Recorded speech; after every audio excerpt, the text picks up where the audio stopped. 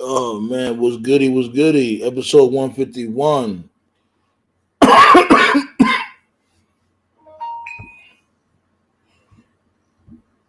You already know, B. Talk about the old fashioned rass and let y'all know what's happening. Wait for everybody to pull up. And when everybody pull up, I'm gonna open the floodgates. Got a lot to talk about. We got a lot of topics to tackle.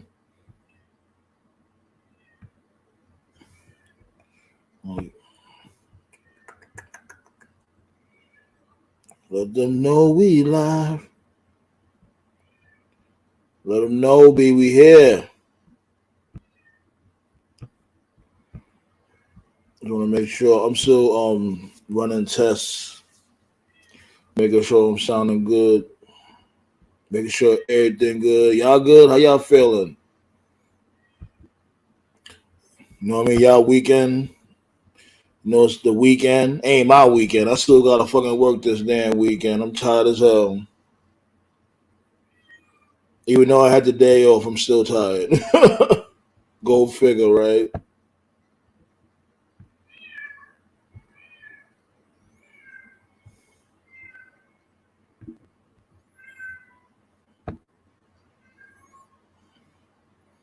You already know, hit that like button when we come up in the building.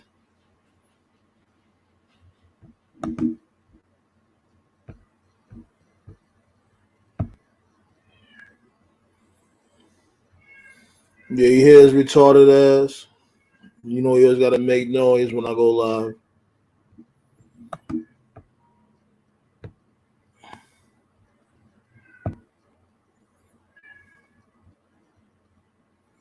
Yeah, man. You got WrestleDream on Sunday. Motherfuckers talking about Edge might pull up for WrestleDream. We got the promo between MJF and this dude. Hell, his name is again Jay White. You got the promo between Hangman Adam Page and Swerve. Swerve stumbled a little bit. He was like he was trying to catch his footing within his promo, but he did eventually, recover. Especially when he said, "What's a buckshot to a kill shot?"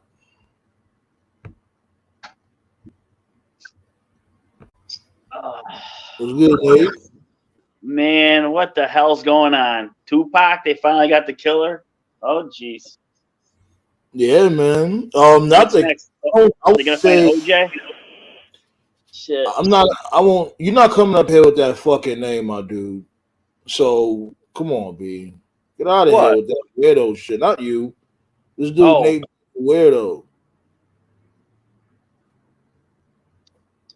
It was good, ballet. But I don't think this dude is the actual killer. He may have something to do with it. Yeah. Supposedly. I always heard the rumor about the former LA cop was the killer. There was a guy that was a cop that shot him. It's a new person here and there. It's like a conspiracy. Yeah. But yeah, there'll be a new album coming out, a couple more new songs. Get ready. No, the guy that actually did the killing got killed in a drive-by. This guy's. Yeah, I heard about that also. So he's accessory to murder, and that still counts as murder. Yeah. If you're an accessory, it is what it is. Yep, you still get charged for first-degree murder or whatever it is. Crazy. Especially if you like a driver, or you give somebody the address, or you set them up in a hotel. That's accessory to murder. Oh man. And you can get the same time as the person pulling the trigger. Yeah. And that's how the guys became in Tulsa, Oklahoma. The funniest one was, remember that O.J. Simpson with the souvenir stuff in the hotel? He's like, nobody's leaving the room. Your background, Scott.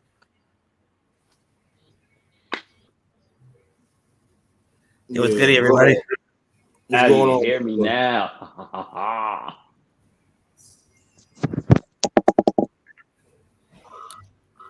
It was good, everybody. What's going on, Black Saw? How you feeling?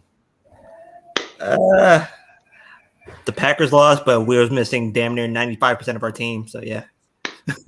Really? Other than that, I feel good. Who the Packers play against? They played the Lions. They played against the Lions, who are going to be the front runners to making it to the Super Bowl this year. With They're that already? Yes. They're good. They're very, very good. The defense is carrying them. And if you can run the ball in the wintertime, you have a chance to win. One small problem, though, they're going to have to go through who else is in the NFC? Ain't worried about 49ers. the Eagles. Well, yeah, they're going to go through San 49ers. Francisco. And San Francisco is probably the biggest motherfucker in. Eagles are good too. Eagles only run 3 plays, so it's like playing they run 3 plays literally. Either they're gonna do an RPO to the left, RBO to the right, or they're gonna throw the ball. They run 3 fucking plays. Coke. Yeah,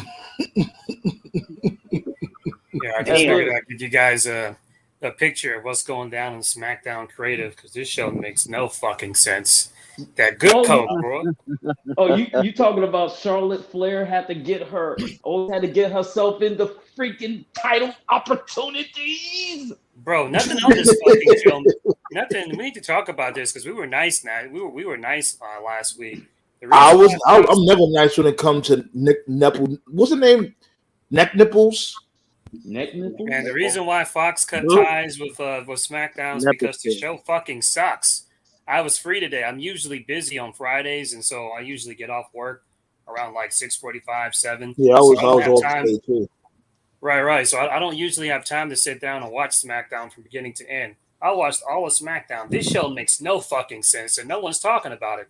I guess it's because for so many years, it's the cool thing is just to shit on Raw and just give SmackDown a pass because it's 2 hours. Nah, I'll give Raw flowers. I mean, it's not a perfect show, but it's better structured than fucking SmackDown. You got this Rey Mysterio's U.S. champ for some fucking reason in 2023.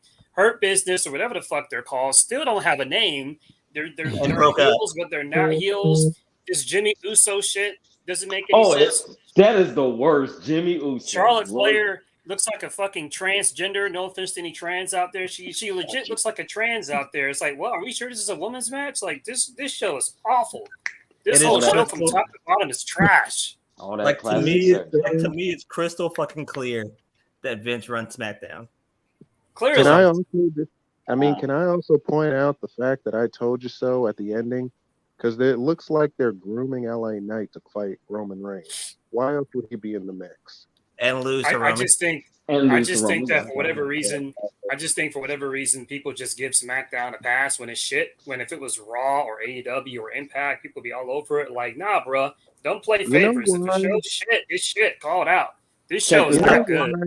SmackDown got bad. SmackDown got bad the moment Jey Uso left. Man, you know why SmackDown got a pass for so long? It's because for so long, SmackDown has been a great show. Consistently better than Raw. That's why it gets a pass. But now, Jesus. Now they lost Jey Uso and they trash. Yeah, but real quick question. Notice how Jimmy has not even mentioned the fact that his brother is on Raw. Not one time. The hell with that? That's a good point. TKO, Toph, you guys are cool? Because of the whole flooding in New York. You guys are cool, right? Yeah. Toph from New York. Oh, yeah. I'm the only New Yorker here. Yeah, TKO's in New York. I'm good. He's in a video. I saw what Uber was doing in New York, man. They were screwing people over with the ride. Holy crap. Yeah, this is actually crazy out there in Brooklyn and all that shit, but that goes back to I remember seeing this report. My bad, TK. I didn't mean to cut you off, but I remember seeing this a few months back where it was complaints saying that New York may be sinking slowly but surely because it's overcrowded and because of they keep building on top of buildings and all that shit. Yeah, and I've heard about that. Yeah, and this is like a sign right here. That like New York needs to, I don't know, like basically purge some weight. Like You know What? why New York is the way it is? Well, look at Miami. Miami's losing a couple inches a year again, like underwater too.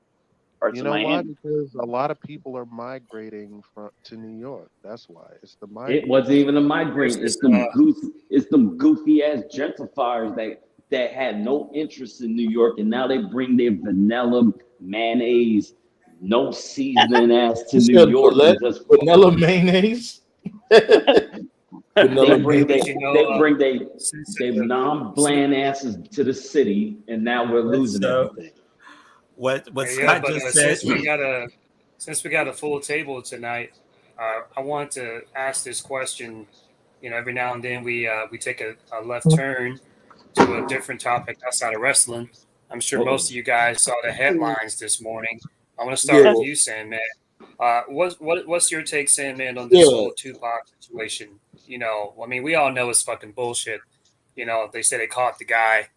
Have you yeah. been paying Keith attention to D. that today? Yeah, his name is Keith D. Yeah. He's been doing interviews with Vlad and shit like that, and I guess you could say the way he was always incriminating himself was only a matter of time. You know, it's like what a lot of these motherfuckers be doing. They be talking on murders and shit like that. That's how this dude AR Ab got caught out there. You know what I'm saying? And people want to sit there and blame Vlad, right? And I get it. You know what I mean? Because it's happening on his platform. Like this dude shit is looking crazy when it comes to indictments and shit. Like it's Vlad like has always been a culture vulture, but go yeah, ahead. yeah, but Mhm. it's not always his fault. Or it's not mainly his fault because you could tell Vlad you're not going to answer a certain question or two. You could tell him like I'm not answering that, but motherfuckers just be spilling their guts. Mainly on maybe they might be a little drunk, tipsy, whatever the case may be.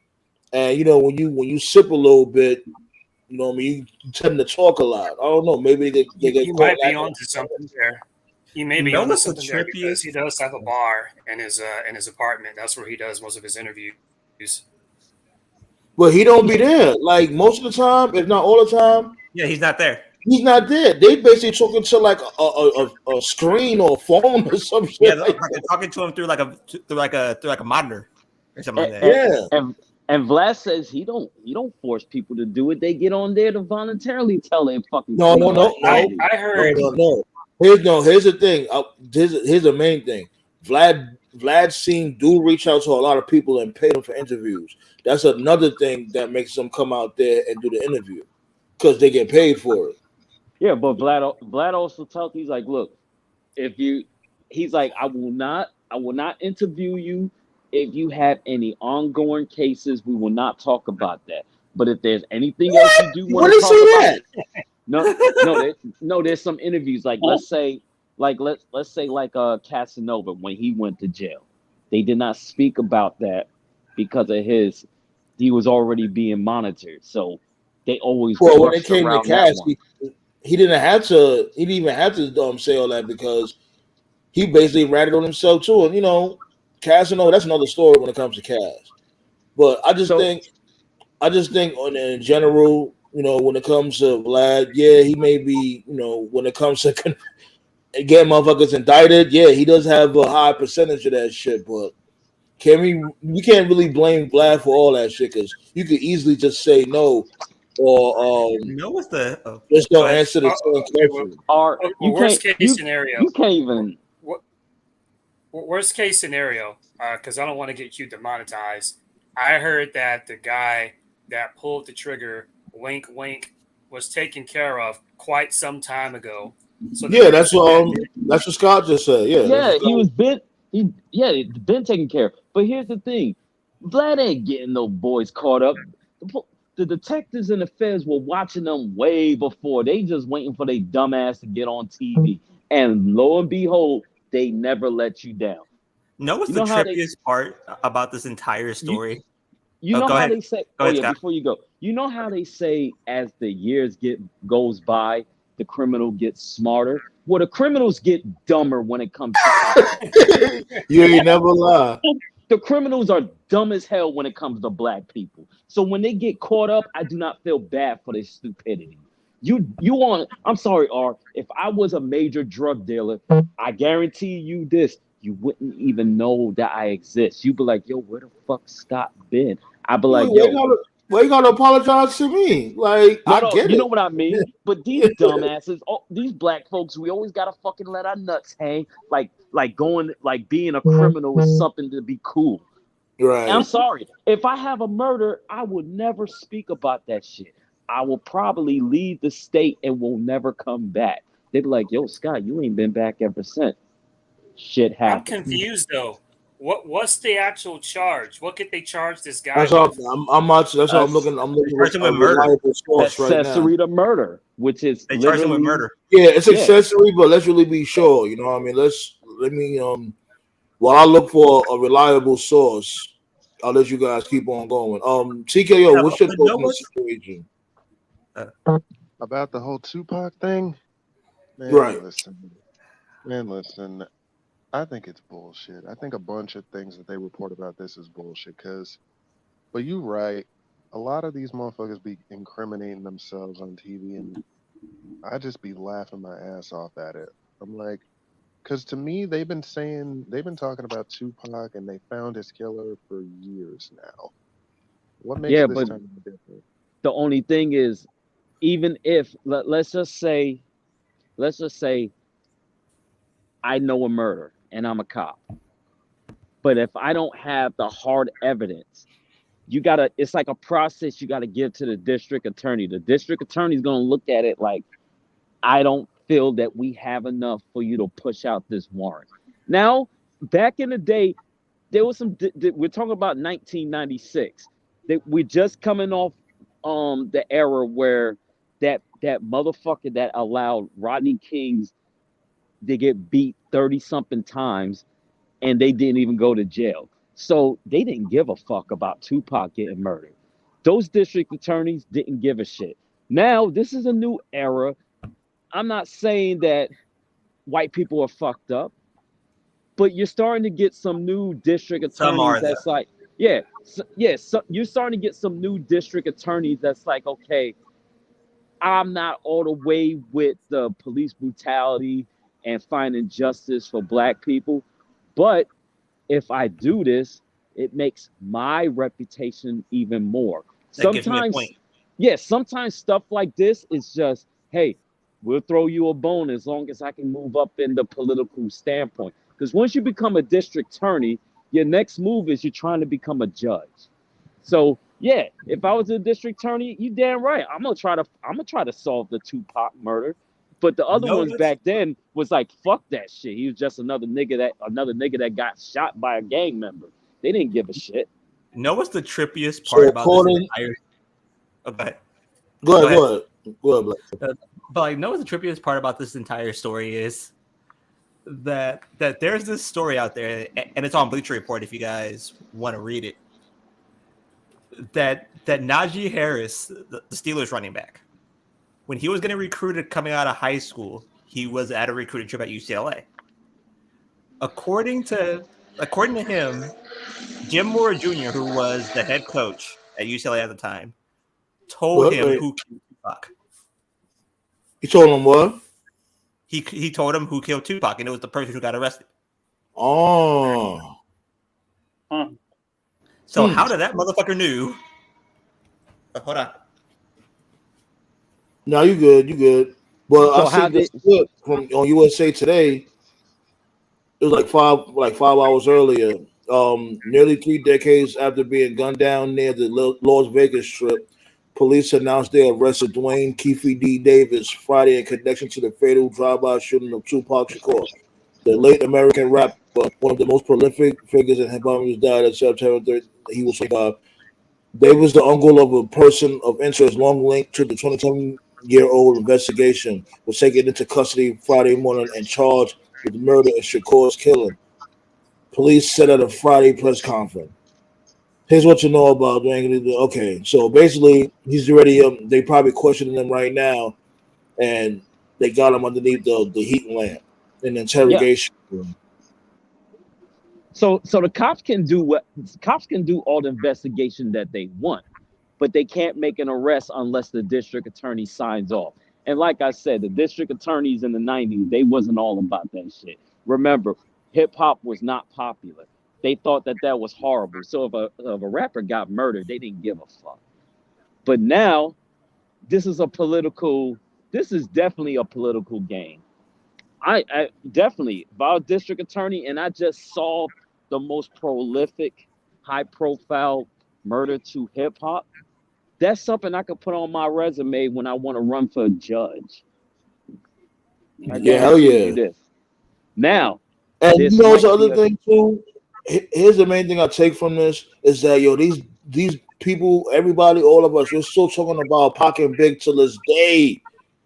That's how you know these motherfuckers were a big deal. That's how you know these motherfuckers were a big deal. Like these rappers nowadays, unfortunately, they're not gonna be spoken about 20+ years later. Oh, of course not. No, of course not. Right. Yo, today's rappers don't even give homage to Biggie and them.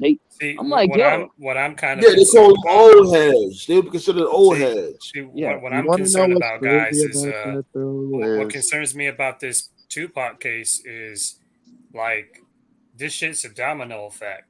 You know, because when somebody brings back a case from like 30 years ago, and P. Diddy is next. I'm back. See, Scott knew exactly where I was going.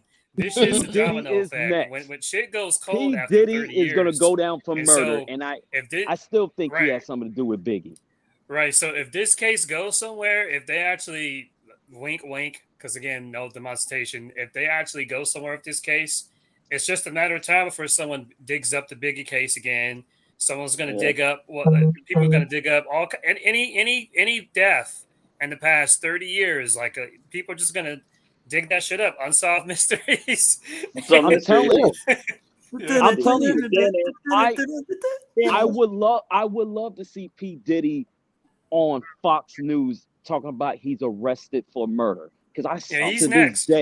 He's next. He's looking for extradition countries where he can get action. I will clap. I will stand up. I will even show up to the court for that case. We're going to get a surviving P. Diddy documentary. Surviving. Yeah. We've been talking about that surviving P. Diddy. I'm telling you, that's what happened. Surviving P. Diddy. This dude got a shitload of skeletons in his closet.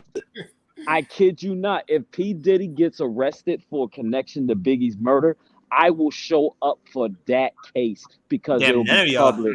I will be there for that. And you know how it goes, guys. Whether it's music, whether it's mafia, whether it's politics, when they're being interrogated and shit, you know, they got that Denzel American gangster energy where it's just like, if I go down, I'm going to take everybody with me. They're going to start talking. Next thing you know, we're going to get an investigation. The world. Nino Brown was like, man, look. He's a real head of the CMB. What I heard is that P. Diddy's a massive homosexual. He's gay. Well, that's the thing. Like, that's what he does. That's what he does. The thing is, with me, with Diddy is that the lives he have ruined. He ruined a lot of lives, and you know he doesn't take accountability. He knows he's wrong for what he's done. You know what I mean? But of course, he's not gonna, basically show it. He's gonna try to save face, whatever the case may be. Like for instance, trying to give up the publishing for when it comes to a Big or Craig Mack. You know, those rappers, G-Dep. Yeah, like let's really be real, Diddy.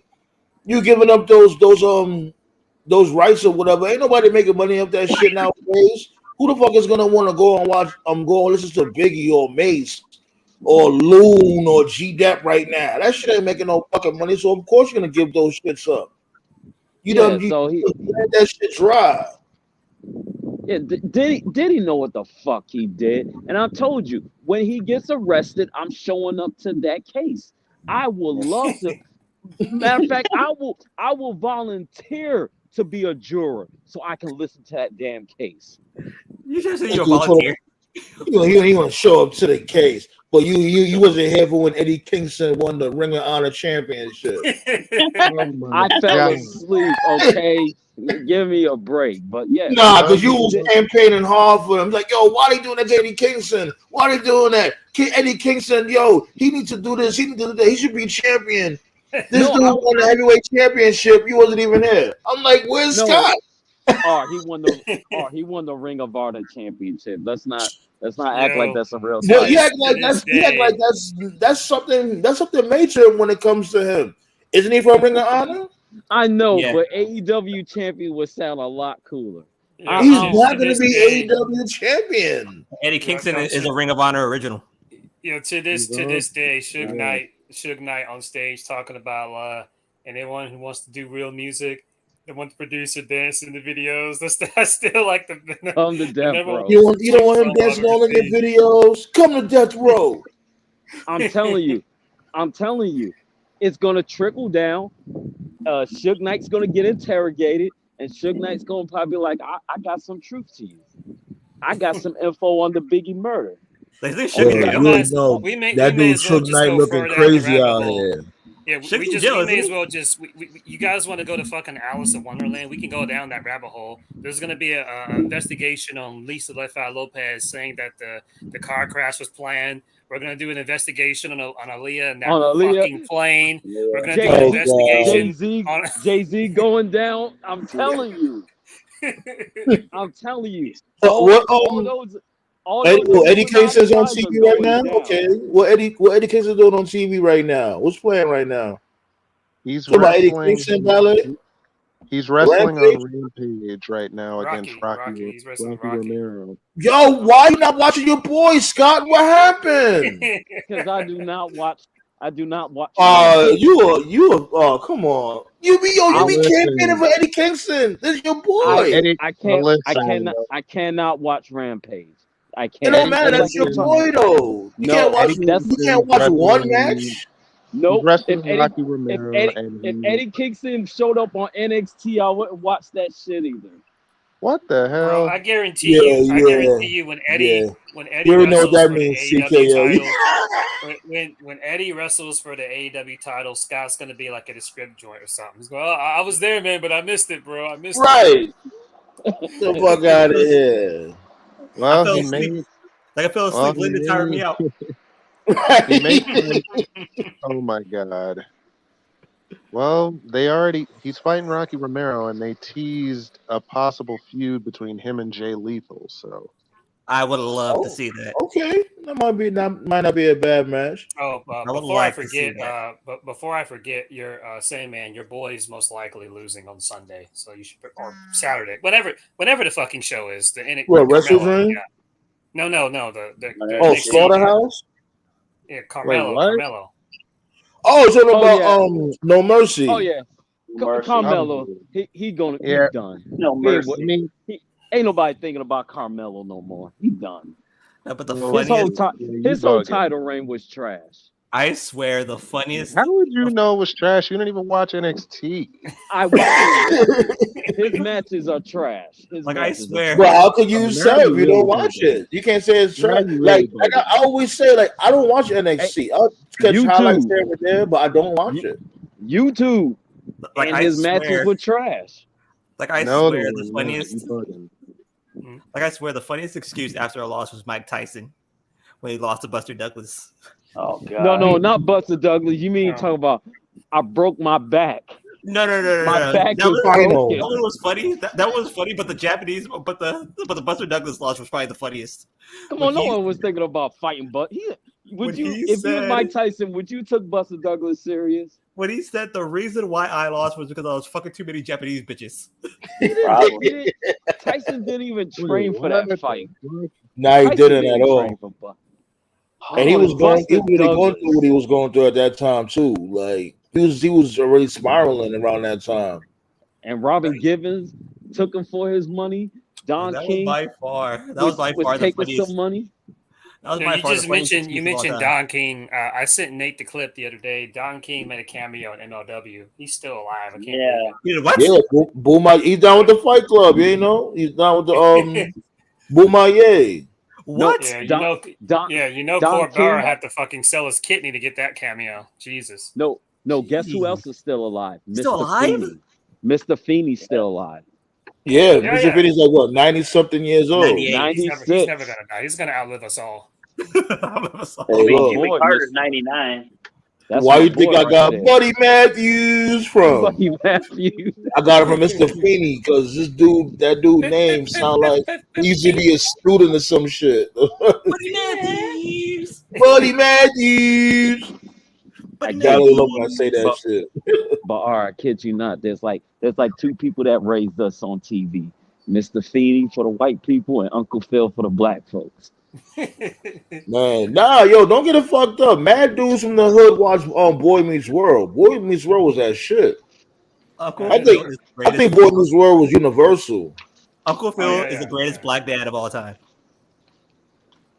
Yeah, Uncle Phil. I shedded a tear when the reunion, when they did his highlights and shit at the Fresh Prince of Bel-Air reunion, and that shit was so sad. Yeah, see, Uncle Phil, like he's definitely on Mount Rushmore, but Mr. Winslow, he edges out simply because he dealt with Steve shit, and then when he went to work, he was beating terrorists and diehards. Over Uncle Phil, though? Right. Virgo, baby. You know, that is a tough one, but Uncle Phil had that more tough love, though, man. So yeah, it's like, I wish they named him Tom. I get that. Y'all remember the time when Uncle Phil showed up on Family Matters? Yep. Yeah. Cameo. Yeah. That was it was like a quick little off-screen cameo. And you know what, man? And you know what? Even though it's animated, fuck it, I don't give a shit. Granddad from Boondocks, put him on the Mount Rushmore too. but oh hell yeah! You know why them two? You know why he showed up on Family Matters though? What? Well, it's been documented that Uncle Phil and Carl Winslow did have a romantic relationship in the past. What the hell? I never heard that before my whole entire life. No, I never heard that before you're doing ever. So good tonight, Scott. You're doing so good tonight.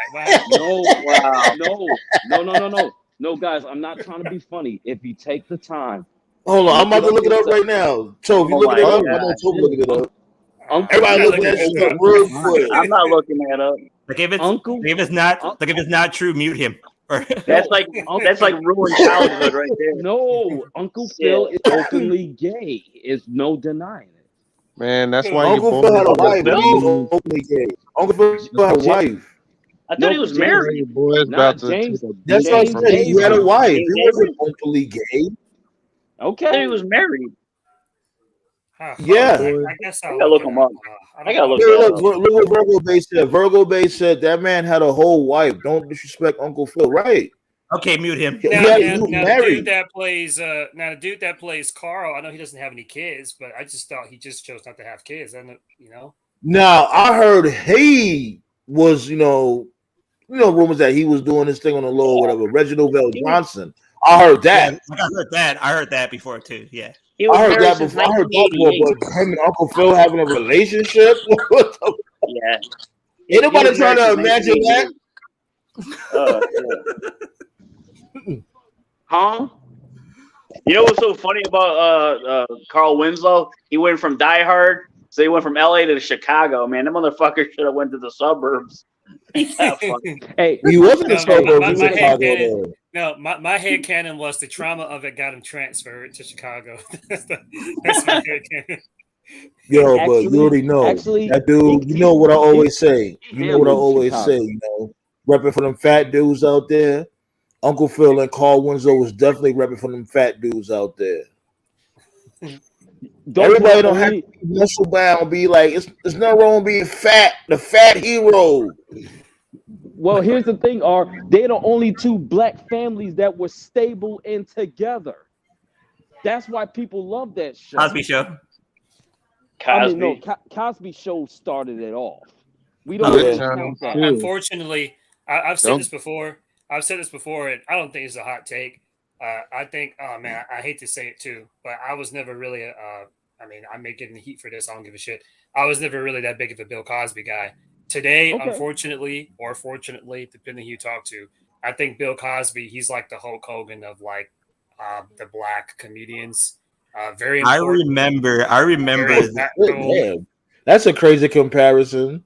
No, because Hulk Hogan, because Hulk Hogan is, even though he's a piece of shit, without him, wrestling wouldn't be where it is. But you can't ignore all the shit that he's done, and so there's going to be an abstract next to his name forever, which is going to be really awkward the day he dies. And Bill Cosby, same thing. He paved the way and opened the door for a lot of black and white comedians. But again, remember, Married with Children. Married with Children, they got inspired by the Cosby Show. Right. They wanted to remember that was supposed to be the name of their show at first. We're not the Cosbys. Right. Now, me personally, I can look at a Bill Cosby set, like I can look at him doing a comedian set or watch a show, and I can still objectively be entertained. But there's a lot of people out there that are just like, fuck him. They don't want to look at anything he does. Yeah. So I remember the Eddie Murphy stand up when he said, "Oh God, Eddie Murphy roar. Get a Coke and shut the fuck up." He said, "I'm gonna be real. I would like to talk to you." Bill Cosby stand-ups wasn't that funny, but his show was funny. Yeah. So, Virgo Bay was telling you, Scott, that I guess Uncle Phil played a gay character in Grey's Anatomy for one episode, but that's it. Oh, yeah. And mute him. Well, yeah, man. Who was better though? They both had great moments. Like, but that'll be a great. Come on, Scott. I wanted to ask this question. Right? Like, who was better? Because you had Uncle Phil and this dude Will Smith. They had the great chemistry. You had Carl Winslow and Steve Urkel. They had great chemistry. Like, who was better? Uncle Phil and Will. I give Uncle Phil and Will because you look at the most romantic scenes in like the shows. It's always like Fresh Prince of Bel-Air, Will and the dad. I would like to take this time to give flowers. I know most people don't remember him. They're probably going to be like, who? The actor's name is John Marshall Jones, but the character was Floyd Henderson, a.k.a. Mr. Henderson, the father from Smart Guy. Yeah. He's a smart guy. I want to give Mr. Henderson flowers. He unfortunately was robbed of having the longevity of Uncle Phil or Mr. Winslow because the networks did not like his portrayal. They broke the portrayal because he was too positive. And this is one of those things you don't notice when you're younger, but then when you get older, you look back at it, and I'm not trying to cause like a race war. When you look at a lot of white sitcoms and a lot of black sitcoms, and a lot of the white sitcoms, there's comedy and stuff, but the family 9 times out of 10 is like more normal. But a lot of black sitcoms, it's like there is always some type of negative stereotype, like a deceased father, deceased mother, a druggie, an alcoholic. And Smart Guy was one of the few black sitcoms ever in the history of television that had a single father but no mother. I believe the mother was deceased. I forgot exactly. He was always a cool dude. Yeah, and he owned his own. He owned his own construction company. Yeah, was that the black dude? Was that the black dude with the high top fade? Was that the black dude with the high top fade? The light skinned dude. Yeah, he played in a few. He played in a few shows. He played in a few shows, like especially when he came everybody White Man Can't Jump. He was a white man. He was a white man. Yo, get this dude Nate a rib at the barbecue. Everybody that was on Smart Guy, they all said the same thing. They all said that they didn't like that he was too positive. That really what it was they gave the company corporate talk was, we need you to have more personality. Blah. What they really meant is that he wasn't cooning, and they didn't like that. And so that show got canceled. You know who was a good? Not Frank Mitchell. We're talking about the dude from Smart Guy. Yeah. What's his name again? Henderson. With Mr. Henderson. What was his first name? Yeah, Mr. Henderson. That was his character's name. Yeah. Yeah. You know what? Since we're talking about positive vibes, we always gotta give our flowers to Meteor Man, which is to me the greatest. Nah, I don't care if they how was to corny come you back would out think with that Media is. Man nowadays, like how movies are nowadays, like up to date when it comes to the CGI and shit like that. I'm not saying bring it out in the movies, but they should have that shit on Netflix or some shit like that. They should bring back Media Man. Like the Meteor funniest. Man was our first black superhero that wasn't embarrassing.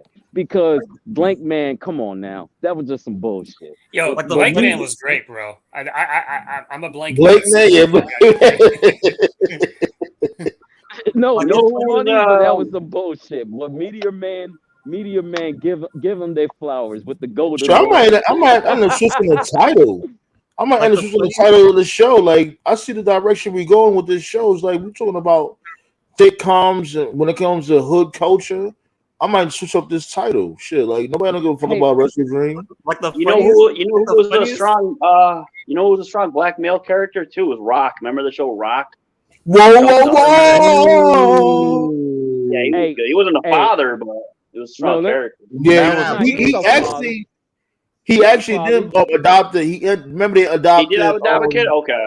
Yeah, I forgot what. funny-ass- You remember that Bro, that TKO? was Grown. good, I mean, I watched the show. Adopted, yo, in the chat, who did Rock adopt again? It was a little. She wasn't like a real baby. She was a baby. She was like in like a freshman in junior high school or some shit like that. And remember, Oh, okay. she was cool. Remember, she was cool with this dude, Brandon Adams. Remember Brandon Adams, that young black actor that he was on the rise, and Yeah. they was in school together and shit. And then And he he got ended up killed. getting killed because of his jacket. Yep. But the funniest sitcom probably like lately was Bernie Mac. Bernie Mac. Yeah, he was Bernie good. Mac. Yeah, That shit was I love funny Bernie as Mac. shit. Though. I But was you know watching that what? clip with Triple H was on there. I'm like, oh, jeez. Oh, Oh, you yeah, ready that to was play great. the That was game, great. Jordan? Nah, but you know what? I ain't gonna lie, that shit sounded a little crazy. Oh, you ready to play the game, Jordan? I'm like, Ready to play whoa. the game? No, what you got? We got to give our flowers to Clinton Powell when he was like, "You don't know shit about the penitentiary. What you need to do is get you a goddamn education." And I don't care if it takes you 20 years, you're gonna write to that mother. Oh yeah. Oh, the for her dad from damn Good forgiveness. Times. Yep. Man, look here. Yeah, When that was he good. spoke to that kid that murdered that kid, I was like, man, they will never bring another show like that again. Since you guys mentioned Bernie Mac, every time I hear Bernie, I have like PTSD. I get triggered. Sandman, I apologize. The nigga's gonna come out for like 5 seconds. Steve Oh Harvey. man. Steve Harvey is a fucking Uncle Tom. Fuck him. Fuck Fuck his Steve wife. Harvey. Fuck his Yeah, family. pretty much. Fuck all Yeah, Fuck of yeah, them. Steve never lie. Harvey. I Yeah. always him. said fuck that motherfucker. Fuck Only Steve only Harvey. time I like Steve Harvey is when he's on Family Feud. I love Family Feud. I like That's him on Family Feud. it. Yeah, that's Yeah. it. He's cool. Other than that, I don't give a fuck. I love like reactions or something. Name something that's hard. Penis, and all of a sudden he's like, "What?" Like, just I'm drop him surprised out. they didn't say Juice Robinson. Do you know Juice Robinson? Rock, Oh my yeah. God. Yeah. Juice Robinson, good God. Or No. this dog, man. Yeah, man. But I'm Man, loving he what we're the talking about luckiest right man. now. And that The Steve chat. motherfucker, the Harvey. luckiest man in He the the world. he the reason why Hell these yeah. women are so unstable when it comes to dating. He really got these women really thinking that they don't need no fucking man, that a man's supposed to become a beta simp. And he's the reason why motherfuckers like me and a lot of other black men are like, fuck dating, man. I'm not doing this Yeah. shit to court you and you fucking letting Shotgun Larry and Felony James beat it up for free. Fuck out of here. So when they did to the uninitiated, back in the day, I think most people you've either watched it or you've seen a clip of it. They did the Kings of Comedy tour back in the day, and Bernie was part of the Kings of Comedy tour, and all of them were funny in their own way. But I thought Bernie had the best set back then. Everybody thought that. Everybody thought Right, that. right. At the time, though, the belief was that Bernie was too raw. He didn't have the kid friendly or family friendly appeal that Steve Harvey did. And when I was younger, I didn't have a problem with Steve Harvey. I was just like, whatever, Steve's cool, whatever, cool. But You know what they didn't like mostly about it? Hold on, I'm gonna let you keep on going, so before you keep on going. You know what they really didn't like about it is when Bernie was talking about the gay nephew. because he was, Oh well. he was underage, and it's not like he was being disrespectful. He was just explaining how he was acting. Like, but Bruh, go ahead, so bruh. go ahead. Here's the yeah, so thing. Oh, I was let's whatever. all continue. Let's all continue. Yeah, I was just neutral to Steve. I was like whatever. And when my opinion on Steve Harvey changed was when the whole DVD craze started. You know, one of the first movies I got on DVD was Bad Santa. I always joke about that movie with Nate around holiday season with Billy Bob Yeah. Thornton. And I got Bad Santa, like the extended cut on DVD. And I learned some stuff about that movie. You know, there's a corrupt manager in that movie that Bernie Mac played. And as it turned out, the initial plan was they wanted Steve Harvey to play the role, but something was just a little off. You can't find any scenes of Steve Harvey on the cusp, but apparently they filmed some scenes and they liked it, but they just thought that something was just missing. And so they started looking for replacements in case they could find someone better. And they got Bernie. And that was like one of Bernie's biggest opportunities up to that point. And, you know, the auditions, and he had a good audition. The directors liked it. Billy Bob felt like he had better chemistry with Bernie than he did Steve. And then Steve, he basically pulled a Triple H. He tried to politic.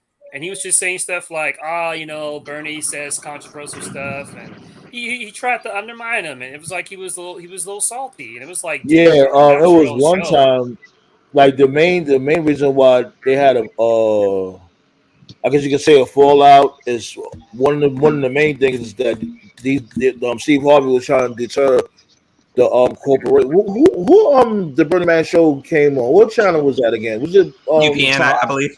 It was UPN, wasn't it? UPN? Yeah. Oh, Yeah, like basically he was trying to pull strings for this dude Bernie Mac to not have his own show. What? That was the rumor out yeah, there. And it was like, damn. um, And then not only that, they I heard he tried to low key campaign against him being in Charlie's Angels. Yeah, that's true. I So keep yeah, on that telling happened. So people. all this shit happened Steve in like Harvey's the a early snake. to mid. All this shit happened in like the early to mid 2000s, and then Nick Cannon, another guy I never really cared for, but I have to mention him in a second. He did a movie in the early 2000s, which was a black version of another movie. Back in the day, I think it was called Money Can't Buy Me Love, and then his version was Love Don't Cost a Thing. Love Don't Cost a Thing. Right, with Christina. I like Milian, that think. movie. I don't care. I like that movie. Yeah, it was all right. It was all right. So I saw that movie. I think I was a senior at this point, and then Steve Harvey was in the movie, and just his whole energy and his whole vibe was just totally different. Like, you know, sometimes you can just like it's like you haven't seen someone in a long time, and you can just tell like, yo, man, like this nigga's fake. You know, He was like overly country. You know what it was with Steve Harvey playing that role? He was like the only overly country one. Like the rest of the family was. I'm not saying that it was, you know, they was just more modern. I guess you could say this dude was just incredibly country. Like my dude, it looked like you was visiting. It ain't like you lived there. You fucking punk ass. Let me stop. Steve, what Virgo Bay said. Steve Harvey tried to.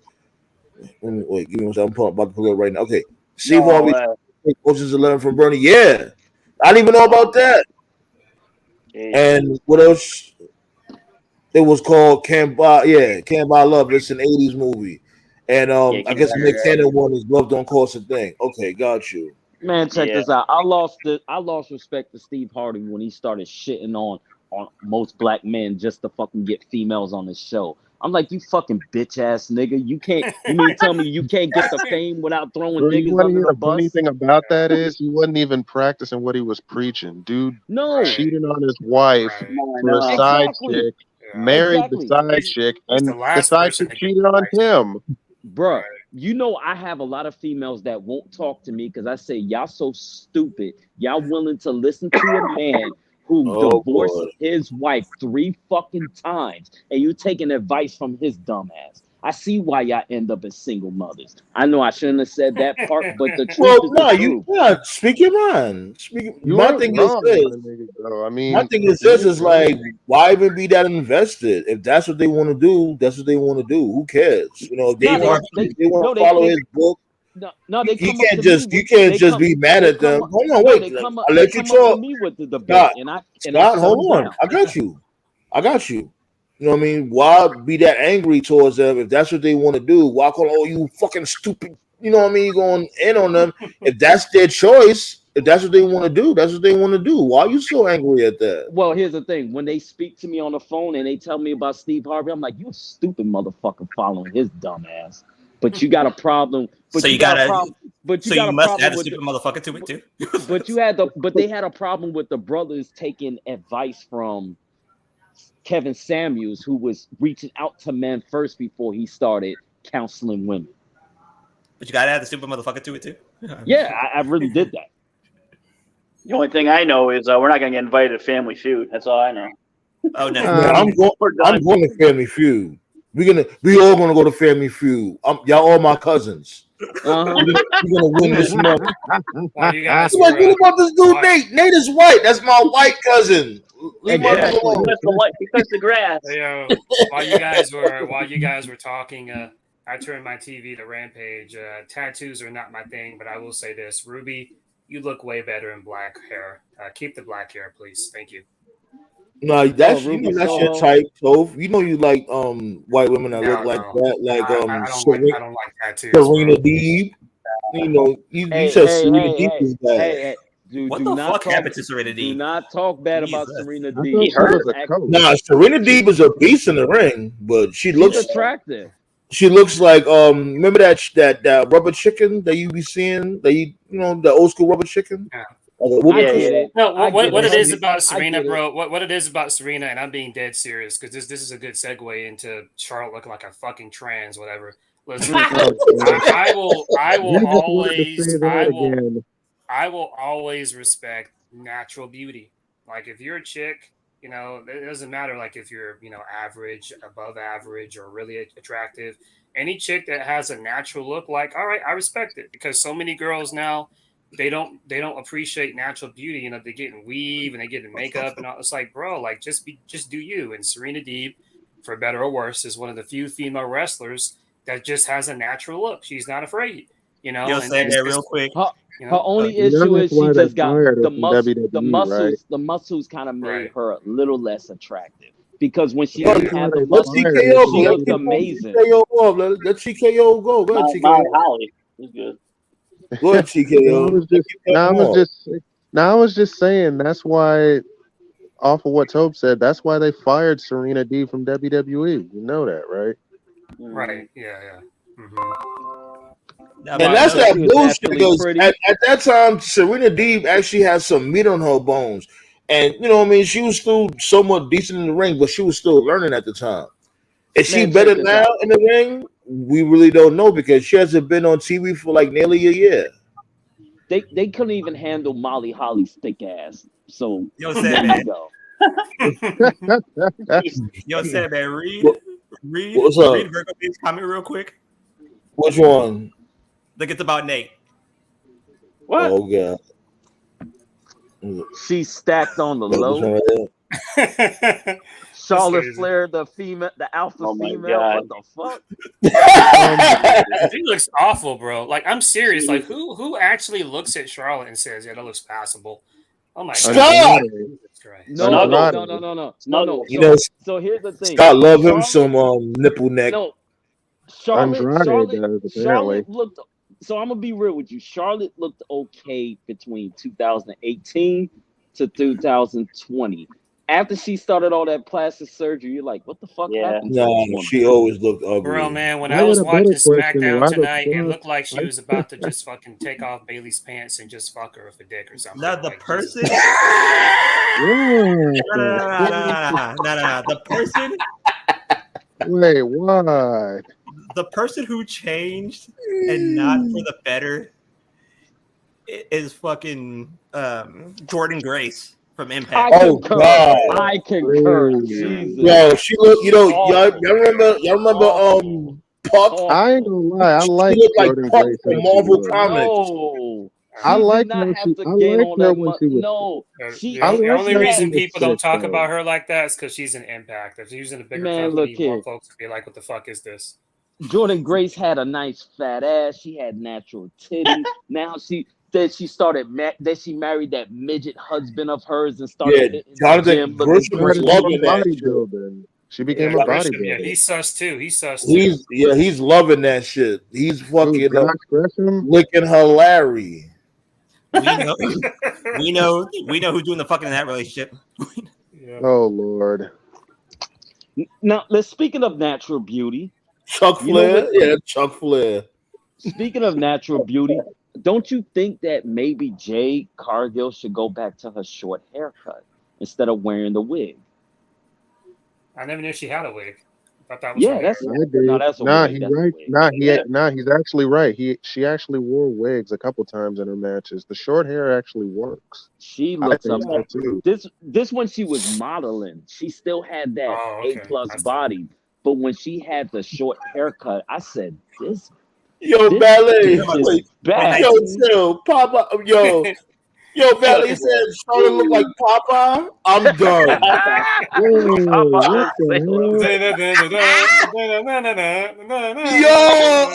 about to shut this show down. She said Charlotte Flair looked like Papa. The game was awesome on Atari. That's probably why Andrade said, divorce her, because you doing all this fucking plastic surgery and lean cuisines. He must really need that green card. That's all I know. You know what the problem is, though? You know what the problem is? Like, WWE probably started that shit when it came to her getting the surgery and all that shit. And of course. It never became enough, and she ended up becoming addicted. Yeah. That's why they called her plastic. And that's why they're not friends anymore. But I'm done, though. Bad, I'm about to put you on timeout. The only two look like Popeye. I'm done. The only two wrestlers that check this out. The only two wrestlers that benefited from plastic surgery was Trish Stratus and China. Yeah. China looked good. Yeah, China. Dude, man, Charlotte got so much plastic, her fucking credit cards look at her and say, "Damn." I'm like, like the fuck got more plastic than me. The second Andrade took a look at Charlotte, he was all like, "I picked the wrong person. I should have picked Selena." Oh, yeah. When he woke up to her, he's like, "What the fuck? I should have picked Selena." You don't marry a woman that can bench you. Alistair Black ain't giving up Selena Vega. Yeah, and she needs to be careful too. She needs to be careful too. She's another one. She's getting there, because I always thought she was naturally pretty, and she's going a little too far with these hair extensions and shit. She's gonna fuck Punk if he comes in. I'm telling you. Time out. How the fuck is a Puerto Rican wearing extensions? They're the one race that don't need extensions. What you mean? He's from the Bronx. You act like that's something uncommon. That's that WWE shit, bro. Like, it's the same thing. So go ahead, TKO. Say something. Go ahead. Nah, bro. How a Puerto Rican wearing an extension? What the hell? Where have you been? I'm from exactly. Like, this like you're not from the Bronx. I don't hang out in the Bronx. Those are gutter bitches, man.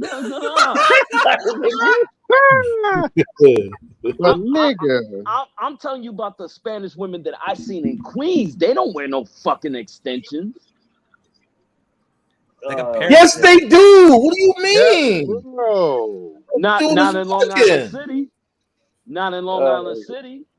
Stop talking to them chicks that be following Steve Harvey. That's what it is. Saturday is about to be. This weekend is about to be a great weekend in all sports. Oh yeah, can Colorado survive the can massacre? Colorado? Can they survive? Colorado beat SC? Can she took it right in the head? Jeez. Will No Mercy be even solid compared to WrestleDream? Man, that shit's gonna be garbage truck juice. That shit's gonna be garbage truck. That shit is gonna be garbage truck juice. Like there's a lot. The only thing we hope is Trick Williams wins the North American title, so we can see no less of Judgment Day. Well, you're not gonna see less of Judgment Day because they about to be on SmackDown next week. What I mean is that we don't see Dominic Mysterio in NXT ever again. Sandman, read that. There's reports they don't. You can read that one. Wow. Yo, Scott. Yo, Scott, Virgo May just flamed you right now. She said Got that fired. this guy hangs out in the bingo halls looking for Linda McMahon in sweats. What the hell? Yeah. Well, on the bright side, like I was trying to say, there's reports that they don't have plans for Dom on NXT after No Mercy, so it looks like he might be dropping the belt. Yeah, Trick Williams. Straight to the main roster. Trick Williams. I'm telling you. Trick Williams. So, who's Dom supposed to be fighting at No Mercy? Trick Williams. Dom is fighting Trick Williams at Oh, he's fighting Trick? Okay. And Ilya Dragunov is going against Carmelo. Both but both titles they're gonna NXT lose. belt. What it Okay. is that they're doing these not the regular NXT tapings, but they're premium live events. They're moving them in bigger venues, and what it is that they don't have the confidence in their own roster, and that's why they keep putting the belts on the main roster people. And to me, it just makes your own roster look second rate, in my opinion. You know, but that's just They have They never, should've. bro. They have Triple never H had is faith.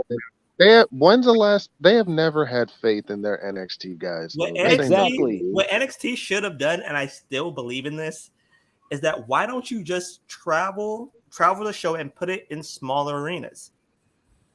Like if you put a show inside of a college arena, like a smaller college Yeah, arena, like a college. Yeah. it would work. It would No, absolutely. it Yeah, won't. they should. They They still got should. that- They're just not going to do that because WWE has a bigger is better mentality, and so it's like if they put it in a smaller arena, and their eyes, it's like an admission of defeat, and so they're just not going. I agree with what you're saying, though. I think that NXT as it currently is could definitely have like a Ring of Honor type. You know how Ring of Honor would have like the smaller, more intimate venues, like 1,000, 1,500. 2,000. I think make NXT could run stuff like that on a weekly Make a Ring basis. of Honor. Make it ECW. Man, Yeah, look, yeah. But I think they should bring back those the hockey barricades, you know, like how it is in the NHL when they had the the tall plexiglass. I think when it comes to certain types of events, not all the time, but certain types of events, make that shit look official. When motherfuckers be banging on the protective glass and shit like that, like give it that type of aura, like a blood sport Kumite type feel, underground fighting. until NXT gets rid of those goofy, colorful styles, and NXT lost me when they started catering to the casual fan. That's not They what started catering the Vince. the damn casual fans. When the It NXT wasn't got catering those, to them casual. when the NXT got those zombie-based casual fans, that's when I knew NXT was done. When they started catering the Vince, that was The thing is, here's the other thing also. Like, did they get some stars out of that era? Yeah. You know what I mean? We still got Braun Breaker, you know what I mean, even though he turned heel. You know what I mean? That he was made. Carmelo Hayes was made. Who else was made in that era? Nobody. Nobody. That's probably it, right? What they need to do to get me to watch is either on a weekly basis or a semi-weekly basis, and I don't know why they're still there. They got to get the fuck out of Florida, man. Even Impact figured out that they got to get out of there. In order for Toph to watch, NXT is gonna have to scrap the entire fucking roster. It's the name itself. I mean, yeah, It's that the would name. help. That would help, but like when you're watching a wrestling, not just any wrestling show, like anything like sports, wrestling, when you see different venues every week, it makes it feel like it's a legitimate wrestling thing.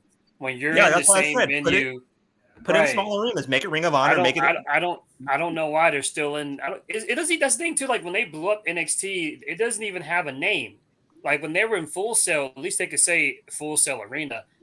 Whatever they're in now doesn't even have a name. When it was Full Sail, that was the highlight of NXT, which we'll never see again. But they need to bring that shit back. You can come back to Full Sail, call it a homecoming. That's the sad part too. There was never even a final Full Sail show. It just that didn't even make no sense to what you just said, Scott. Like I said, it's never gonna come back, but bring it back. No, if it's not gonna come back, they can't bring it back. What I'm saying is we're begging for them to bring it back, but they're never gonna bring it back. Do you get it? Yeah. Well, when you say it like that, then yeah, it made more sense. My thing is this, like with the whole NXT shit. I think the name should just be scrapped altogether. Like NXT is just dead.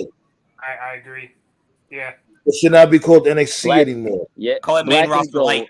Black and No, Gold, just stick to 2.0. That's it. 2014 to 2019. That was when they NXT. blew it up, right? When they blew it up, I thought that was stupid. But at least at the time, I was like, I don't like this 2.0 shit. But if they just stay in this direction, even though it's not for me, I'm like, you know what?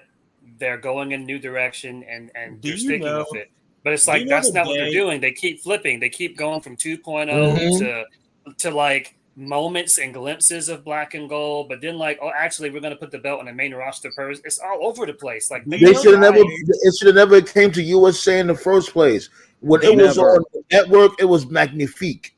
It should have never came to USA. It should have never been 2 hours. It should have never been any of that. The show was an hour long and it was perfect. Right.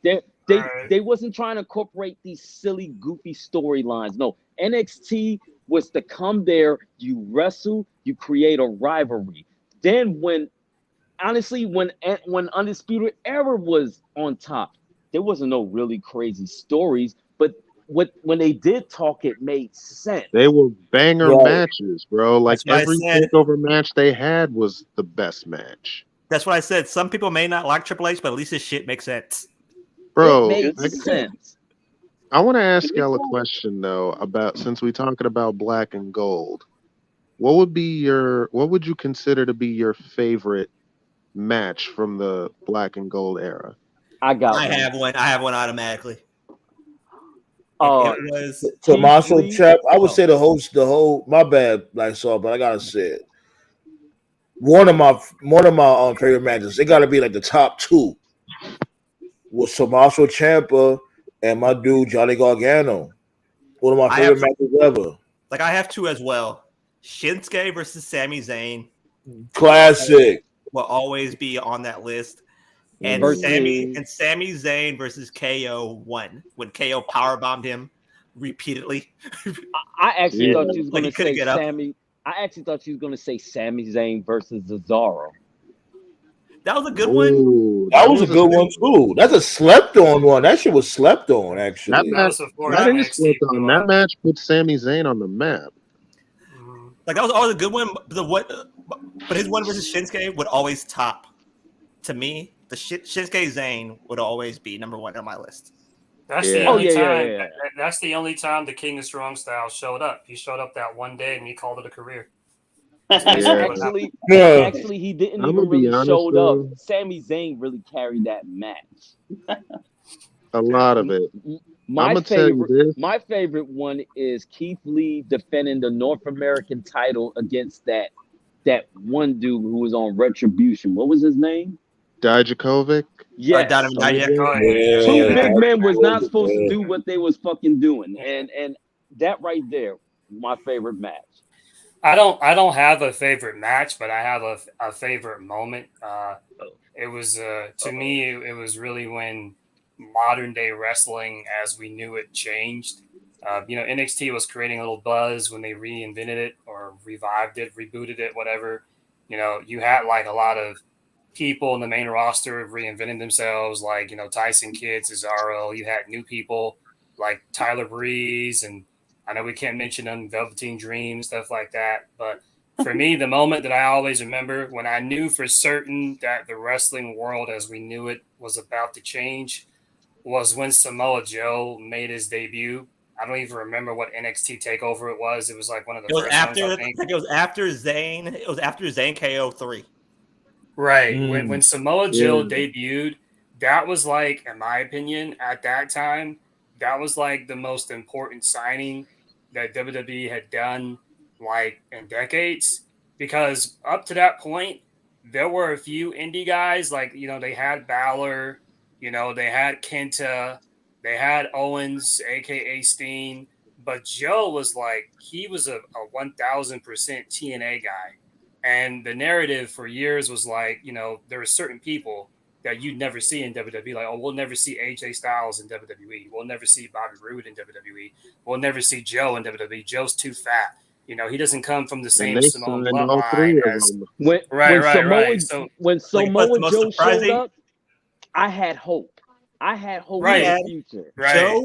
Joe had the best. Yeah. Joe had the best entrance music out of all of them. When 'Cause of Joe the showed fans. up at NXT, that told me as a fan that the barriers have been broken down, and that told me that WWE, their anti-indie rule was dead, and they would hire anybody, and that's exactly what happened. Because led after to Adam Cole, Kyle O'Reilly, right, and Bro, I gotta tell you, and man. Goldfish to come into NXT. Fish. and Nah, then but and then there those- were people that thought that Joe couldn't hang because they were like, oh, he was in TNA too long, and he was in TNA for a long time, and then he became a champion. He was like what, a 3-time champ or something, or was he Joe a was 4-time so champ? Joe is so He's- damn underrated. Honestly, Joe's really a 2-time champ because we're not going to count that one when he won the title against Against Karrion Cross. Cole. Nah. Oh, okay. Yeah. Gotcha. No, but Cross? but since we talking about Joe, he was definitely one of my favorite matches. His match with Shinsuke Nakamura for the NXT Oh title, Yeah. banger. Talking That about was the a cage, right? The strong. cage match. That was Talking a about the cage strong. Nah, No, all the three. cage That match was was a him and Balor.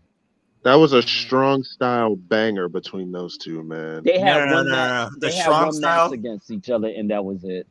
The Nah, greatest strong style. The greatest strong style match is Gunther versus Ilya Dragunov 1. No, that shit was just That a has to be. fucking beating. The That was fuck? an ass whipping between both. The only negative is they gotta do that match again. Like, no offense to them, because it wasn't their fault.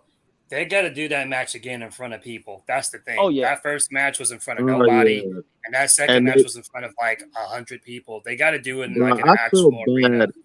I felt bad for Yeah. both of them after those matches because both those matches were bangers, bro. Yeah, Yeah. I know first one- Gunther bought Dragunov a beer after that match. The first one was pure.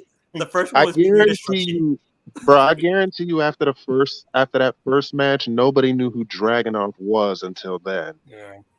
Those two need to make do, and I know people may have like soured on or whatever.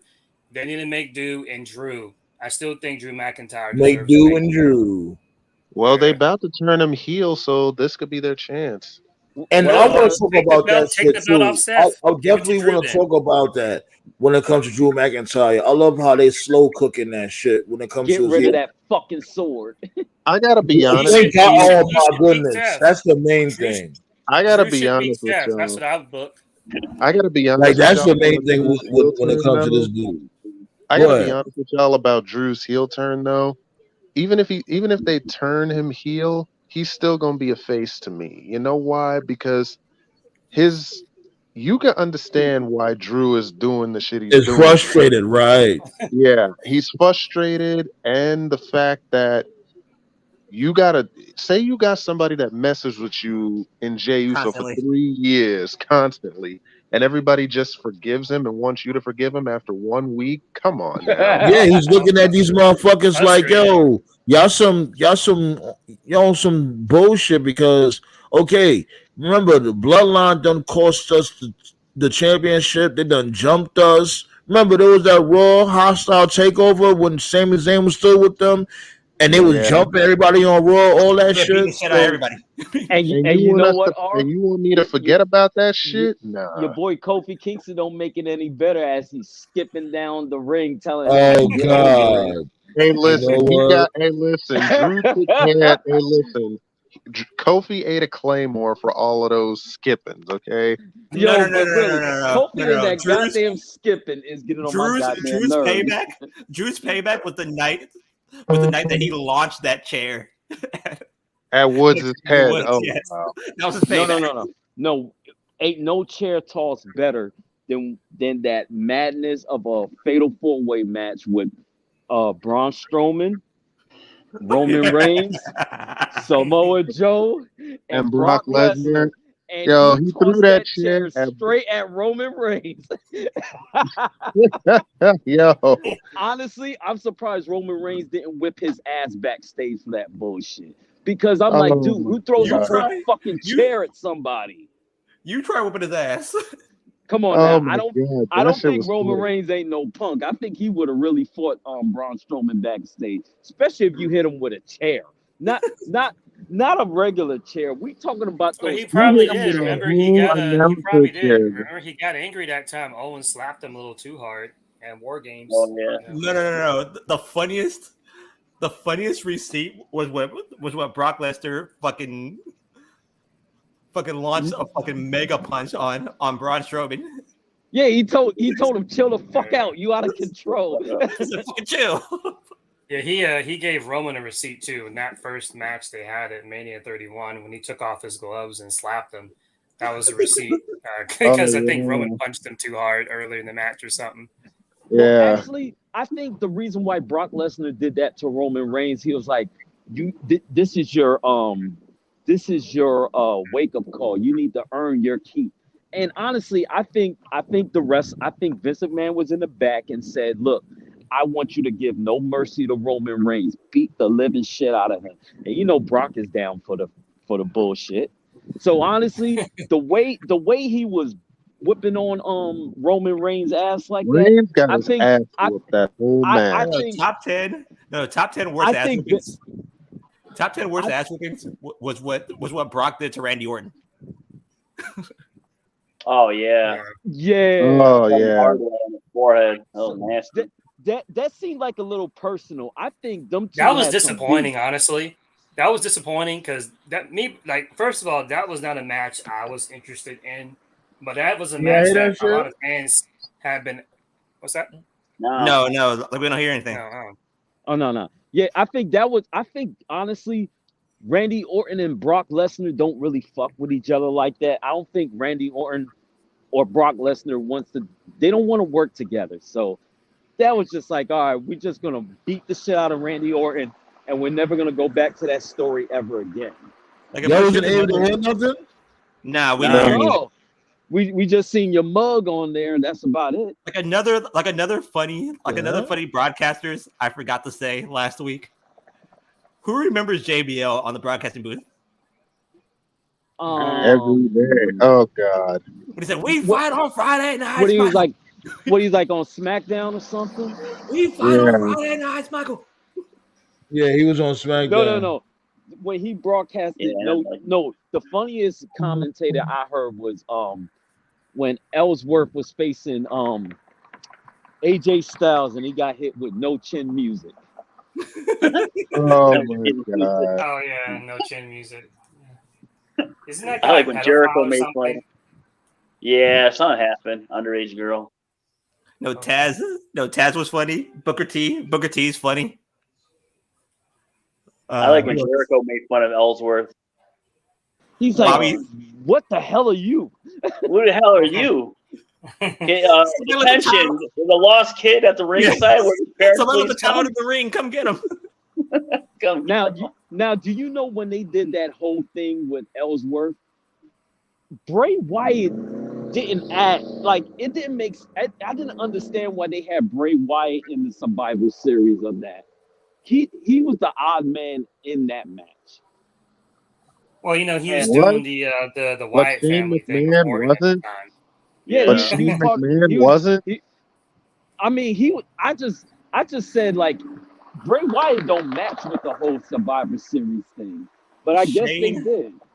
Shane was done. Shane was done the night. Shane died Shane when was Roman done. speared the Shane was shit done out the of day him. that he- No, Oh, I man. love when We they still haven't heard from Shane since that Mania botch. Yeah, the day that he No. popped his Achilles on a leapfrog. No, That's crazy. I love that the Raw roster dragged his ass down the ring and Kurt Angle was slapping the shit out of him. I love that shit. I seen a little bit of Perk Angle in him on that one. Shane can take an ass whooping. Yeah, he can. Shane's weird. He's weird because it's like you don't ever expect much from Shane, but every time he had a match that looked whatever on paper, it turned out to like exceed expectations. And I think it was like they sort of. Whoa, I wouldn't go that far now. No, I No, he definitely wouldn't go that did. far. He did like all his matches that. When it comes to him taking risks, that he will take some risks, Now- but No, to he the has a point track where record. He has a track record of having really good matches that seem like really tacky on paper, like Shane versus X-Pac, Shane versus AJ Styles, Shane versus Shane Steve versus Blackman, Kane. Shane versus Kurt Angle, Shane versus Kane, and it was like they kept His, striking gold with it. his match with Kane really surprised me. I ain't gonna hold No, you. Yeah. now The now night do that Shane got his balls electrocuted was probably Yeah, the funniest like- shit. Oh, The God. problem with that Shane was is so that the fucking problem with funny. Shane is that it's only the matches that look like weird on paper. But when you make it obvious that you want it to be a good match, like it didn't work. Like Shane versus Taker sucked. Shane versus Miz sucked. Shane versus Braun Strowman sucked. Right. It's those matches that look tacky on paper. For some reason, he was consistent at delivering on that. But the obvious out of- ones, he was just whatever. Well, here's Like out the of the thing. two, like out of the two Vince McMahon kids, Shane was always the best on the mic. I Undertaker don't also necessarily- yeah. Undertaker also said that that Shane McMahon was on the road with Undertaker and Kane because they traveled together.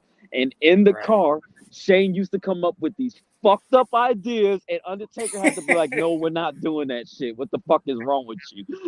My favorite Shane my favorite always wanted Shane to do a story stupid was stunt. my favorite Shane story was Shane was the one that told Taker that Hogan was bullshitting when Hogan acted like Taker broke his neck. Oh, yeah. Oh, God.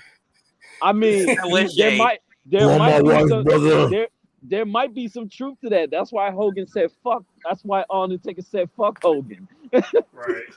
So call my That's wife, the brother. Call softest my pile wife and driver I've kids. ever seen.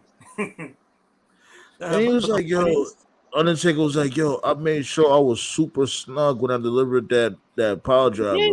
He didn't And hit him. Shane McMahon said, yo, I seen it. Yeah, you was very snug. I don't know what's wrong with this dude Hogan.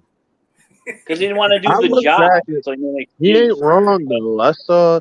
What was that? Title people- Texas and Tuesday or some shit? The Yeah, Tuesday one, Tuesday in right? Texas. Te- Yeah. Yeah, Tuesday in Texas. Tuesday in Texas, Yeah. and they was just like that was some bullshit. You made Undertaker lose his most prestigious WWE title match a week later to Hogan. That's See, when that's I what I'm was talking like, about, bro. the I mentioned it politics like was early in the real. show. It's the Hogan politics, may bro. be the How you biggest make name in him wrestling, but lose? he's gonna have an abstract next to his name. Too much bullshit in his name. I'm sorry. Who remembers this Flair promo when Flair was in the ring? I think it was like 99 WCW. Like he was talking to a fan. They said, you fat guy in the front row, assume the position. What the fuck? Oh, I'm like, what? And here's the thing: if they was gonna go with Macho Man and Ric Flair the whole time, why the fuck would you? Why would you do that to the Undertaker? Why would you make him the transitional champion? He almost got that shit. Almost buried his gimmick after that. After that Yeah. loss. Talking about Flair? Yo, No, I'm talking about Taker when he Undertaker. lost the title a week later to Hogan. Yeah. you know how they say that John Cena and Triple H got the golden shovel? Well, motherfucking It was Undertaker had the nothing like fucking it was nothing Undertaker like had the fucking Hogan. Undertaker had the fucking bulldozer when it came to burying motherfuckers. I've said this for years, bro. Hulk Hogan, he only did what was good for Hulk Hogan. He was as big of a name as he was, and as much money as he's made professional wrestling. He never, in my opinion, contributed or suggested one positive idea that benefited someone else. Everything Nope. he did No was one I for was him. watching. No And one I the was thing watching is- the other day. I was the thing watching. is, we didn't know no better because we were kids back then. Right. Like I was watching a WCW. I think it was like wasn't it, like it was a WCW Night of Champions, and or not Night of Champions, but yeah, Night of Champions, and it was the night that Hogan got hurt when Brutus Barber Beefcake hit him with the hit him with the pipe on the knee, and they went to Jesse the Body Ventura. And Schiavone said something to him like, oh, do you think Hogan's okay? And Jesse the Body just looks at him and goes like, who the fuck cares? Yeah. Well, it's like But you know what? We gotta correct that. When it comes to WCW, we gotta call it Clash of the Champions. Because Night of That's- Champions is Yeah, Clash of fucking the Champions. bullshit. That's what I was There gonna we say. go. Bret Hart. Yeah. I used to love that show. Like it felt like a real main event thing, even though it was TV. Like it was so Look at how Bret Hogan Hart. lost like the titles back in the day. He never lost it clean. Like the '92 Rumble, Sid fucking had him, Right. you know, and then the exploding camera in the face when he left. There's never, You know, the only time he ever lost clean. The only time he lost clean his entire WWF run was Warrior, and even then he was kicking and screaming, and he still didn't want to do it. And he regretted that. No, the thing Andre was with the fake referee, the double.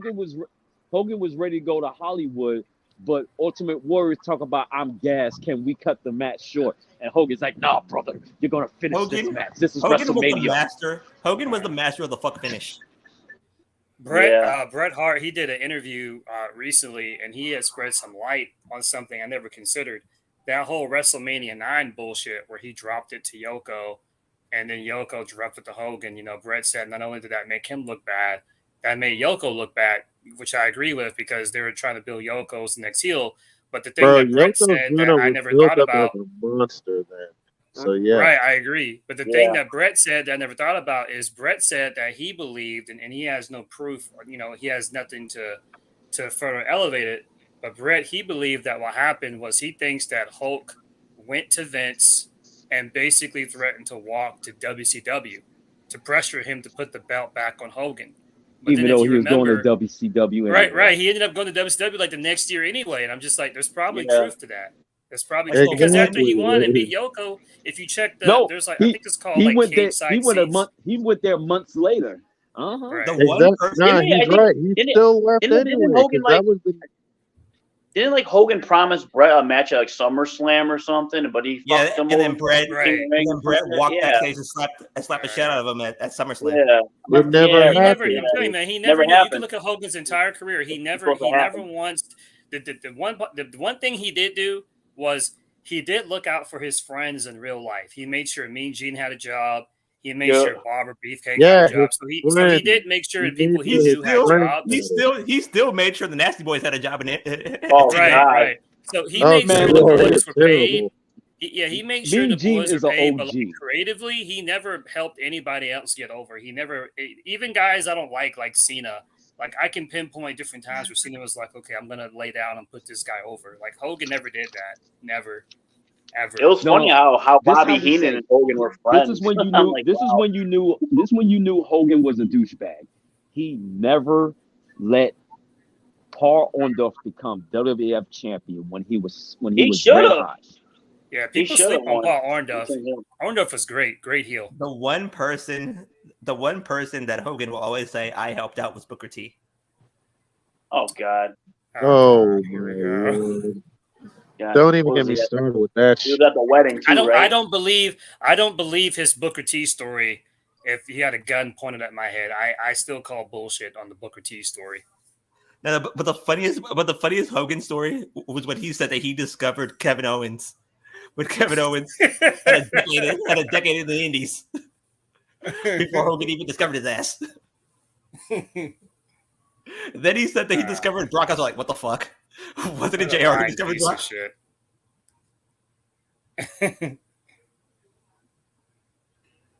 like how is this possible? Then he said that he was trying to commit suicide. And he's creepy too. All his wives look like his daughter too. Right. Like, what is that all about? Yeah.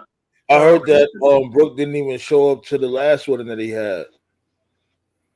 I don't care. Hogan and Bischoff, they got blood on their hands for the rest of their life for that renegade situation. That motherfucker killed himself. This is the renegade warrior. Jesus Christ. Yeah, man. Like I respect Ultimate Warrior. Right. I respect Eric Bischoff for what he did, but it's like Scott said, like you don't notice it as a kid, but as an adult, you go back, hindsight being 2020. Like, you know, I miss Nitro, I really do. But when I go back and look at like those Nitros and like, especially like when they were red hot, like 96, 97, I look back at like so many Nitros would start like with the NWO and Bischoff coming out, and I gotta be honest with you, man. I'm surprised Bischoff's nose wasn't brown because he had his nose up Hogan's ass every fucking week. all he ever did was he just appealed to Hogan, like the road wild, hog wild. Like Hogan had a biker fetish, and because Hogan had a biker fetish, Bischoff was doing the pay-per-view. Like the whole pay-per-view concept was just to appease Hogan's ego. They weren't making any money. I like what X-Pac said when he first came back. Hey, I got a little advice for you, Hogan. You better not stop short, or Eric Bischoff be so far up your ass. You know what you had for breakfast. Right. Like the best OSW reviews was when they do the NWO entrance song. Yeah, that's why he's so triggered. That's why he's so triggered at Tony Khan. He always makes fun of Tony Khan being everyone's friend. It's like, yeah, TK does want to be everyone's friend, but he doesn't have his nose up people's ass like you did, Bishop. No. Like, Jesus Christ. Doesn't need to. Yes, actually he did. Yes, he did. No, he does not, bro. He does nah, not. You've seen this dude. You've seen Tony Khan potentially about to jump on Claudio Ravioli's shoulders. Nah, Tope. He was about to wrap his whole body around him. Like, Yo, Tope. Yo, Tope. He had his face firmly up Punk's ass. Pause. Oh yeah, the entire time. We definitely not gonna do that. Sport. Look, he got coke up his fucking nose. Look at like what? He never had nothing up his damn nose. Look, you got the whole layout right here. Look at him. He never don't do that. Don't worry, they'll put a good show on Sunday. WrestleDream. Yeah, that's the thing. Like when it comes to his matches, that's just like at 95% when it comes to Tony Khan. That's one of the one things. That's one of the one things I appreciate about AEW. They always put good pay-per-views. Their shows don't suck. Their pay-per-views. They don't fail. Their pay-per-views don't fail. Right. Shit. Grand Slam. Grand Slam was a fun watch. Remember we was there watching Grand Slam. That shit was fun. Yeah, it was good. No, you know what I would love AEW to do? Fucking do a show Dynamite in the Mall of America. I always loved that first Nitro. It looks so cool. One of the best matches I ever seen was Pillman versus Liger. Yeah, versus Jushin Liger. Yeah, I love the one of my favorite Dynamites was the Jericho Cruise before COVID. Yeah, that was good too. Yeah, that was a good one. That was cool. Yeah, even like Daly's place, those were nice looking too. Daly's place was cool. I never really watched Jericho Cruise matches, and shouts out to Jericho. He always been an innovator when it came to shouts out to Jericho. Jericho doesn't know when to retire. I give him. He definitely don't know, but I think Jericho should always be in the wrestling game because when it comes to him, his creativity and match concepts. You know, you got. Remember, he was the main one. He was the main one that came up with the whole Money in the Bank. Hogan. Right. Yeah, Hogan. He said it was on Metallica. That's the crazy part. The crazy part is that he came up with Money in the Bank. He came up with Money in the Bank and he never won it. You know, so he's always going to be the uncrowned Money in the Bank winner, I guess. I'm sorry. And then now the cruise, the shit that he's been doing for how many years? He's been doing a Jericho Cruise. I think 4 years now. 4 or 5 years. 4 or 5 years. 3, 4. I love his innovation when it comes to he actually pitched the idea to WWE and they said no, probably because it wasn't their idea. Probably, you know. Most likely, yeah. He's a good wrestling mind, though. When it comes to the wrestling, no, we're not. When it comes to the wrestling, that's when it's a wrap. That motherfucker can't wrestle no more. Like he got to be around for only like maybe he'll jump in the ring 3 times a year. His last match should be this year. He got mashed potatoes in his boots.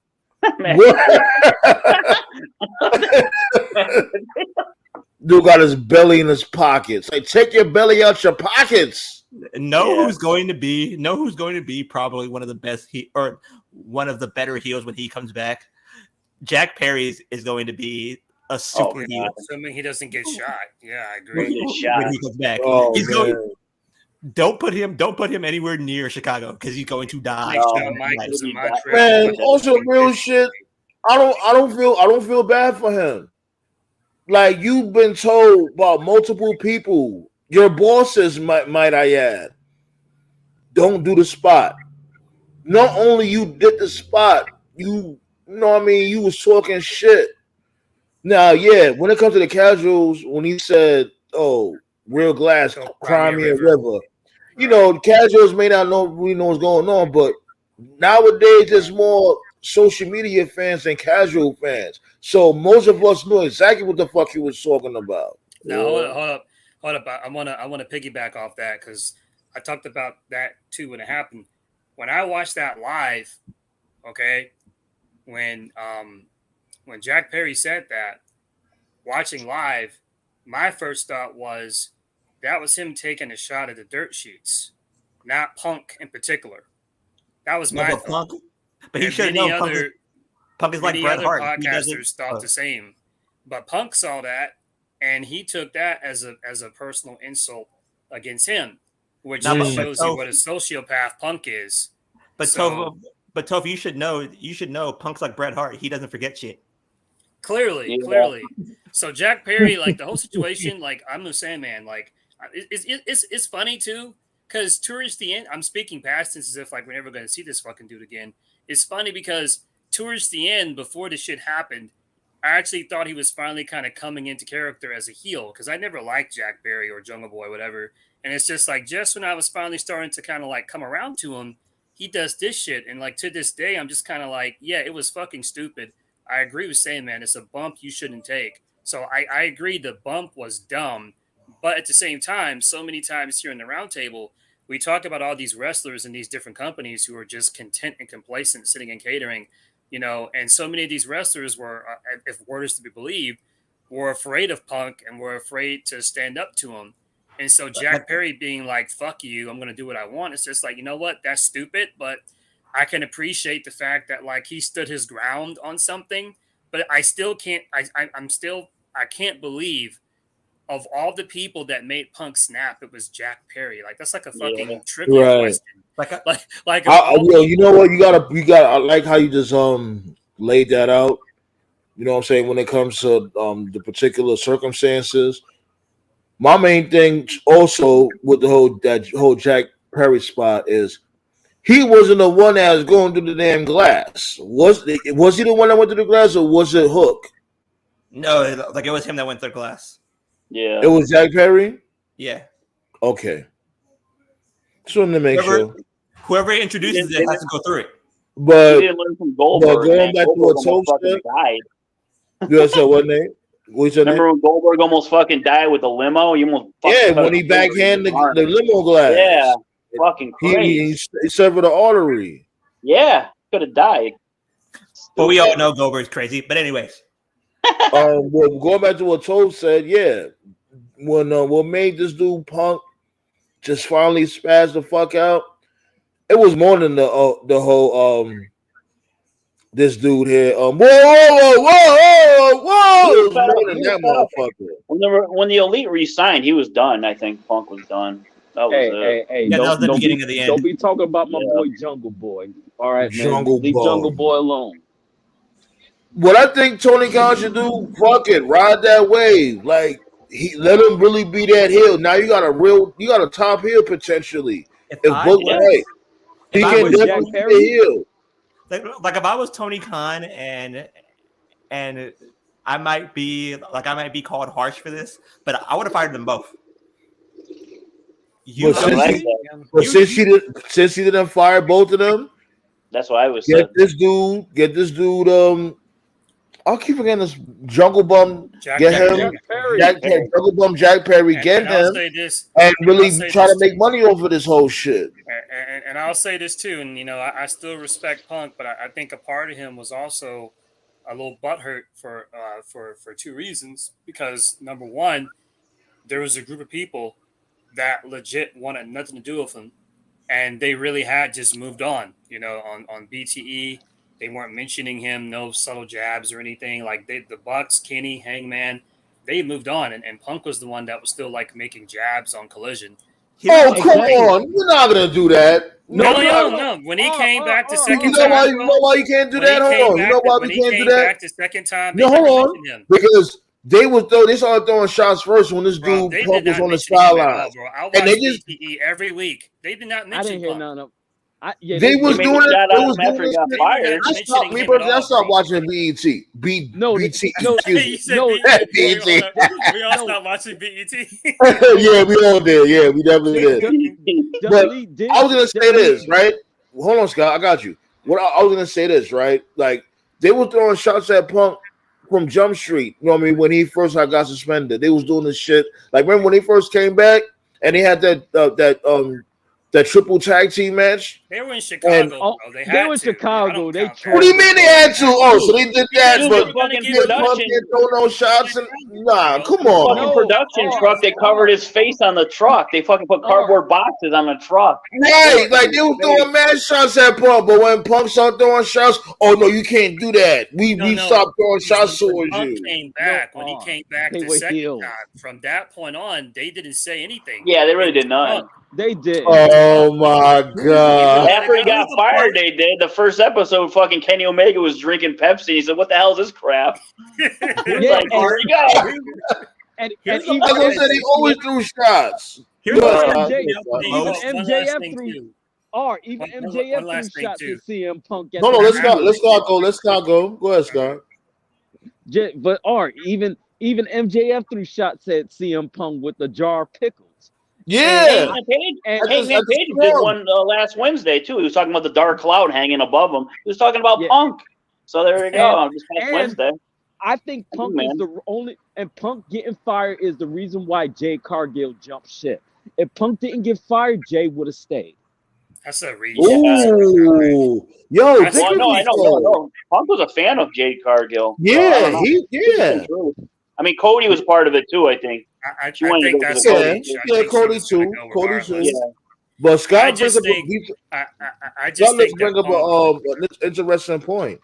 I think she reached her level in AEW. That's all. I just think that Punk is a narcissist, and there was a part of him that couldn't stand the fact that business was going on as normal without him on a different show. That too. And I know he'll never was going to be this big. Right. And I know he'll never admit it, and I know his fans will never admit it. But after TK did what he did, because TK, he could have easily just did the collision, did All Out, and then announced on social media that Punk was fired. But to his credit, he went out there in the Lions Den, said Punk was gone, and Punk won't admit it, and Punk fans won't admit it. But I remember going into All Out, everybody on social media was like, "Oh man, the fans are going to chant CM Punk the whole show." No one chanted a fucking thing. It was a good show. Those fans had a good time, and it was a good show that had nothing to do with Punk. And so I just think there's a lot of people that don't want to accept the narrative. There's one tiny problem about your assessment, Toph. There's one tiny problem about your assessment. TK took away Punk signs. Oh yeah, I'm not talking about Punk signs. What? He did that? I'm talking about the signs, bro. I'm talking about people were saying on social media, the fans were going to hijack the show. Yeah, but you got to. They used to in WWE. You got to add that to the story, though. They were telling fans to take their shirts off or put them inside out too. Yeah, you can't. That doesn't stop chants, though. No, I know that. Yeah, I know. Some WWE type shit, though. Of course, they could edit the sounds too, like. No, but WWE doing that type of shit. So if you think about it, if they was taking the signs already, don't you think they was planning to fire CM Punk from the very beginning? So I have a feeling that they was probably going to fire him regardless, but that fight made it even worse. Like, and plus the elite saying that you need 4 straight months of clean behavior before we even take a meeting with you. Come on now. But I'm not buying that TK thing. He's feared for his life. That's fair. How the fuck did TK fear for his life? Months was more than he knocked out Nick Jackson. 4 months without any issues. You don't fucking deserve to work there. The elite were right in that regard. I'm sorry. He 4 months though. Come on now. He knocked out Nick Jackson. Knocked out Nick Jackson. Dude, if you get into a fight at your job and someone brings you back to your job, they're going to give you a timeline for how long you need to be at your job without fucking up before they even consider talking to you again. Assuming they even hire you. Scott, Nick Jackson is a purified bitch. But what I'm saying, You mean to tell me I want to talk Yes, to CM Punk after he knocks me the fuck out in the locker room? He No. deserves it. He acts like a bitch. Come on now. Even Come if on. he did deserve it, you ain't knocking me the Look, fuck out in man, the at the locker end of the room day, man, and I'm think sorry I'm to gonna say, talk man, to you. Ziggler's brother was right. He really is the softest guy alive. So, yeah. Who's the softest guy alive? Nick Jackson? Punk. Oh, Well, Punk. here's the thing, right? All right, because this when we Because why does he this care? when we Why does he didn't care what he thinks? this when we thread a fine line because it's like, okay, if you don't call a particular person out, you look like a sucker. But if you don't call that person out, I mean, if you do call that person out, you considered a bully. Not necessarily. I just think that that promo that Mox did aged like wine, where he called Punk weak mentally and weak physically. Because Yeah, it I will did. say again, And Moxley why gets does a shit main on. I would ask this though: is it this? I think the main reason why people are angry is because Punk lied. Yeah. Punk And said he was back. Punk said he was back to basically make AEW better He'll never and leave give us again. dream matches and shit like that. But when more and more stories is coming out about him backstage, all he was trying to do was shoot the favor motherfuckers. Yeah. It's like Well, that's what you didn't Triple come H was back for saying, that, remember? motherfucker. You came back to That's what. If you want to take You that came back far to run that's the what Triple show. H said about him. Remember, in that one promo they had back on SmackDown, where Triple H was basically like, I'm a piece of shit, but at least I'm open about it. You're a piece of shit, but you're low key about it. What was that, like Yeah. 2011 or something? It's like you wanted to get paid. You know what? You know what I think it really is. He feels embarrassed that he got his ass washed up 2-3 times in a row in UFC. So he felt like, you know what? Let me come up in here and just start. You know what I mean? Throwing my weight around. That's what I genuinely think. I think his ego got bruised. My His issue ego with got Punk, bruised in the UFC. when it's all Punk said and has the done, I world's only have shortest one fuse. issue with Punk. Forget the Elite, forget Hangman, forget the Bucks, forget Kenny. My issue is, and I said it before, why does Punk care what Dolph Ziggler's brother has to say? I'm sure he's a good kid. I'm sure he's got a good future. This guy is a jobber in the wrestling world. He may be a name in amateur comedy, and he's got some other stuff going on. Good for him. But in the world of wrestling, he's a nobody. So Punk said he wanted all the smoke. He wanted to fight Hornswoggle, all that that would shit. be the equivalent. Even Hornswoggle get the smoke. That would be the equivalent if that would be like the equivalent if Tozawa of all people went on Twitter and said Roman Reigns is a bum. Why would Roman Reigns care what Tozawa has to say? No, it makes no sense. But to be real about it, though, and this is just me just being honest here. Punk has the world's shortest fuse. Yeah. Hey, he's an atheist. That's why. You gotta pick your battles, man. You gotta pick your battles. Like it's an old saying. It's like, is this the hill you want to die on? Like, all right, if you got beef with the Elite, all right, fine. At least they have important positions in the company. But why in the fuck are you beefing with Jack Perry? And I think it's the worst. Think about this. I'm also gonna take it there too, right? I'm also gonna take it there, like, we all make fun of TK, Tony Khan, right? My thing is this, right? Like, because remember, this dude said he feared for his life, and multiple people out there, like, I really want to know what CM Punk really did, because it definitely had to be worse than the All In scrum from last year. What would make me laugh, like laugh out loud, is if Punk tried to pull a nails on Tony Khan and just try to choke him out. Taking a picture backstage with fucking Samoa Joe, the referee. This is what probably happened. All the reports all say there's different versions of the altercation, but the one thing they all agree on is that Punk struck first. So here's what I think happened. I think Jack Perry and Hook had their match. He made that comment, "Go cry me a river." Remember, that was the last match of 0 Hour. Punk and Joe was about to start the show. Jack went to the gorilla. He probably walked right past Punk, or Punk walked past him. They exchanged a few words. Jack said something that Punk didn't want to hear. They got into it. If stories are to be believed, whether Punk sucker punched Jack or pushed Jack, they got into an altercation. Now, Tony Khan, he's sitting near the TV, near the gorilla. All the stories say that when they got into the altercation, there was a bunch of stuff that fell over, like TVs and boxes and stuff, which means that TK probably got hit by one. So you know how it is when you're making a fight, right? Right. So you know how number it is. anarchy. Right. Yeah, so look you at know what how it is Virgil when Bay you fight, said. the right? businessman. Yo, you know, Hold on. yo, Hold you on, know, hold on. you know what So this you guys dude, know you how know it what is when Jay there's a Perry fight. probably, you know what Jay Perry probably told him. He probably told CM Punk, man, get out of here, you old head. Right, And right. that's what made CM Punk So lose his regardless of mind. what happened, Punk and Jack got into a fight, and you know if you've seen someone get into like a heated brawl before, right? Like you're in the zone, you're not thinking clearly, you're in survival mode. So I bet when they started fighting, you know, wrestlers jumped in, and TK probably jumped in and was like, "Hey, Punk or Phil, stop, stop, stop." And Punk just probably turned around and was like, "Get the fuck out of here," you know, like because when you're in a fight, like whoever touches you, you're just in complete like You're survival next. mode, Whoever defensive. touches Like you, you're next. Right, Now, right. The here's the thing. person he probably felt safe around because we know Joe was there because Joe and Punk were starting the show.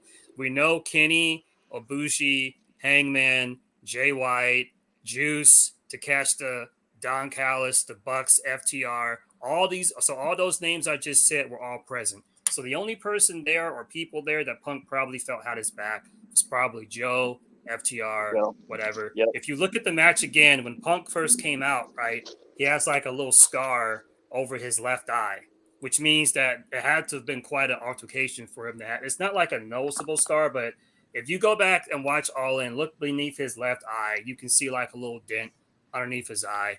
So he probably either threatened TK or TK tried to break it up, and he just probably I'm not saying he shot on TK, but you know. But to me, and again, I'm trying to be as even as humanly possible. As much as Punk is a bitch, to me, there's a whole lot of bitches in AEW.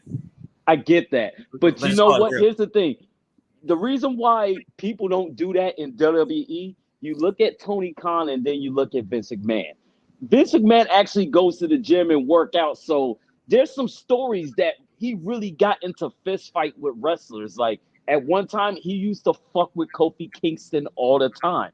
And one of the people said to Kofi Kingston, he's like, "Look, you're gonna have to fight Vince McMahon, or he'll never respect you again." And then Kofi Kingston went into his office, and they had a physical fight. And next thing you know, Vince McMahon pushes him to the moon. Tony Khan ain't fighting no wrestler. Yeah. Dude, it's all a work. I'm telling you. And that's why he fought Kurt. And that's why he don't respect Triple H. Because Triple H ain't slapped the shit out that dude all these years. Yeah. But you know what? Punk's going to WWE. Listen, hold on. Punk's going to WWE. He's going to be the link to bring in. We're going to get WWE versus AEW fucking Forbidden Door. I'm telling you. It's all fucking work. They're all working together. It's not happening. Check this it's out. Not happening. Dream. We all want to dream. If Vince was dead, it would happen. Fuck, man. Triple H would want that. Dream. Speaking of dream, because we almost out of time. Hold on. We almost out of time because I ain't gonna lie. I got to wake up early tomorrow. Speaking of dream, you got that call pulled up for WrestleDream, too? Yeah, I can pull it up for you. Yeah, let's see. That's going to steal the show. That's going to be a fucking killer match. Word. Kill shot and buckshot, whatever the fuck he said. That was yeah, he was like, "What's a buckshot to a kill shot?" That was good. That was good. Oh my god, TK! Last time I checked, this card had like 8 matches. Now it's got 12. Fucking Coke. Don't do Coke. Here we go. Dude, did you see Christian said Darby's gonna die on the mountain? I lost it. Oh my god. This nigga is doing the fucking most. Not watching no 12 matches. What the fuck? Oh, okay. 2 of these matches are on the 0 hour, so it's really there's still a lot of matches though. Whatever. That's a lot of matches. Yeah. It's AEW pay-per-view. I'll go through this quickly. So the main event is Danielson versus Zack Sabre Jr. That's going to be cool. Hangman against Swerve Strickland. That'll be cool. I like that matchup. Who saw the contract signing? That was that was great. Contract signing. That was great. Mm-hmm. You know what I think? And I think, hold on, my prediction for the Swerve and Hangman shit, this is what I would do, right? I would have Hangman win that match. What? But have this dude, hear me out though. I would have Swerve do some grimy shit Oh, okay. to provoke that rematch. Because he Like, looks grimy. you know what I'm saying? I would have him like. When was the last time his wife came through? Hangman's wife. Didn't his wife come through the AEW from before? I when they don't were know in like all, but Virginia. Swerve give me those vibes of a nigga I don't want to see by myself at 3:00 in the morning walking the street. Word, like really cooked with this shit. I don't think Swerve should win like right now, but I think they should build something with him. I don't want him to just win this match and then continue on. No, Like let's Swerve. You know what I mean? Let's Swerve build his character more because as you can see, when it comes to this whole embassy angle, he's trying to develop into something different, and I like it. You know what I mean? Like, He's not I'm happy to. hip hop star. He's not trying to be like I'm a hip hop happy, star or shit like that no more. He The looked like funniest he thing could I've be. him seen- and his, He looks his like he crew comes on from the TV. Bronx, man. Yo, he looked like he's on 165th and Webster Avenue in the Bronx. Like the funniest thing I've seen is when Prince Nana does the dance to Right, though, the yeah. Prince Nana dance is getting over. yeah, the Prince Nana dance is funny as shit. Yeah, we got FTR versus Aussie Open for the tag titles. That'll be fun. Yeah, that would be They sound like a tennis advertised match. as a 30 love. unless an angle happens, is currently advertised as a 2-on-1 handicap match. Tennis MJF matches. versus the Righteous for the Ring of Honor Tag Team Championships. Like I Have one of those attackers show up and be MJF's partner. That'd be crazy. think Ziggler is going to be MJF's partner. Well, I think they're talking about No, the 90 attackers day, supposed to be 90 day, Ziggler 90 day, and bro. Edge. Who's 90? Oh yeah. Yeah, Edge, I don't think's coming. Yeah, you see the title of the show? He'll show up. Winter's coming. Show up When's that Wrestle- winter's coming? December. That's the Edge major show. rumor. Yeah, the major rumor is Edge showing up on Sunday. Edge is Man, way too this is- tall. He's not the one under the mask. Save him for a winter's coming as a surprise. Like Edge is like We got, 6'5". He's way too tall to be in that We mask. got Jericho, Kenny, and Ibushi versus the Don Callis family. That's the faction name. That's Will God. Ospreay, Sammy Guevara, and Have them win. That's a waste of a faction. What the fuck they doing with Sammy Guevara? Who gives a fuck? Is he, That's a waste of he's faction. with one faction, that he's with another faction. What is he doing? Nothing. Besides Next week, I'm sticking out looking his forward to tongue. this one. We got a 2 out of 3 falls for the TNT. Christian Cage versus Darby. That'll be good. Christian Your boy Cage is the Scott- best heel. Christian Cage is the best heel in AEW. He's a savage, talking about Yeah. people's wives and shit. There's like, some don't boys worry. got, Don't worry, I'll give your mother a call. I would have punched him right after the show, like, yo, bro, I don't give a fuck what you do. Leave my mom out of this shit. Yo, man. And remember, Luchasaurus never won the TNT championship. Christian always had it all the time. When he Yeah, when it's he your, told, it's your when he boy told Scott. Jungle Boy, We got Eddie Kingston defending his belt. Oh, please. That ain't his fucking boy. Scott, you disappointed me, Scott. Shut up, You man. was I'm campaigning sorry. for like a whole year for this dude. I support Eddie Kingston. I was No, asleep, you man. don't. Give me a fucking break. Yeah. You don't support. Savio Vega 2.0. Right. We got Chris Statlander against Julia Hart, TBS Championship. Yes, Ricky Statlander. Starks against we got Ricky Starks against Wheeler Utah, and we got a 4-way to determine the next number 1 contenders for the tag championships. Hold on. Wait. Stop. You're going too far. You're going too fast. You said Ricky Starks against Wheeler Yuta? Yes. Yeah. Like, What I the have a fuck serious is going question. on with Ricky Starks, man? They've been I have a using him serious every question, week, bro. Man, Ricky Starks is Man, almost look, out the I door. think he's getting lower in the card, man. I really do.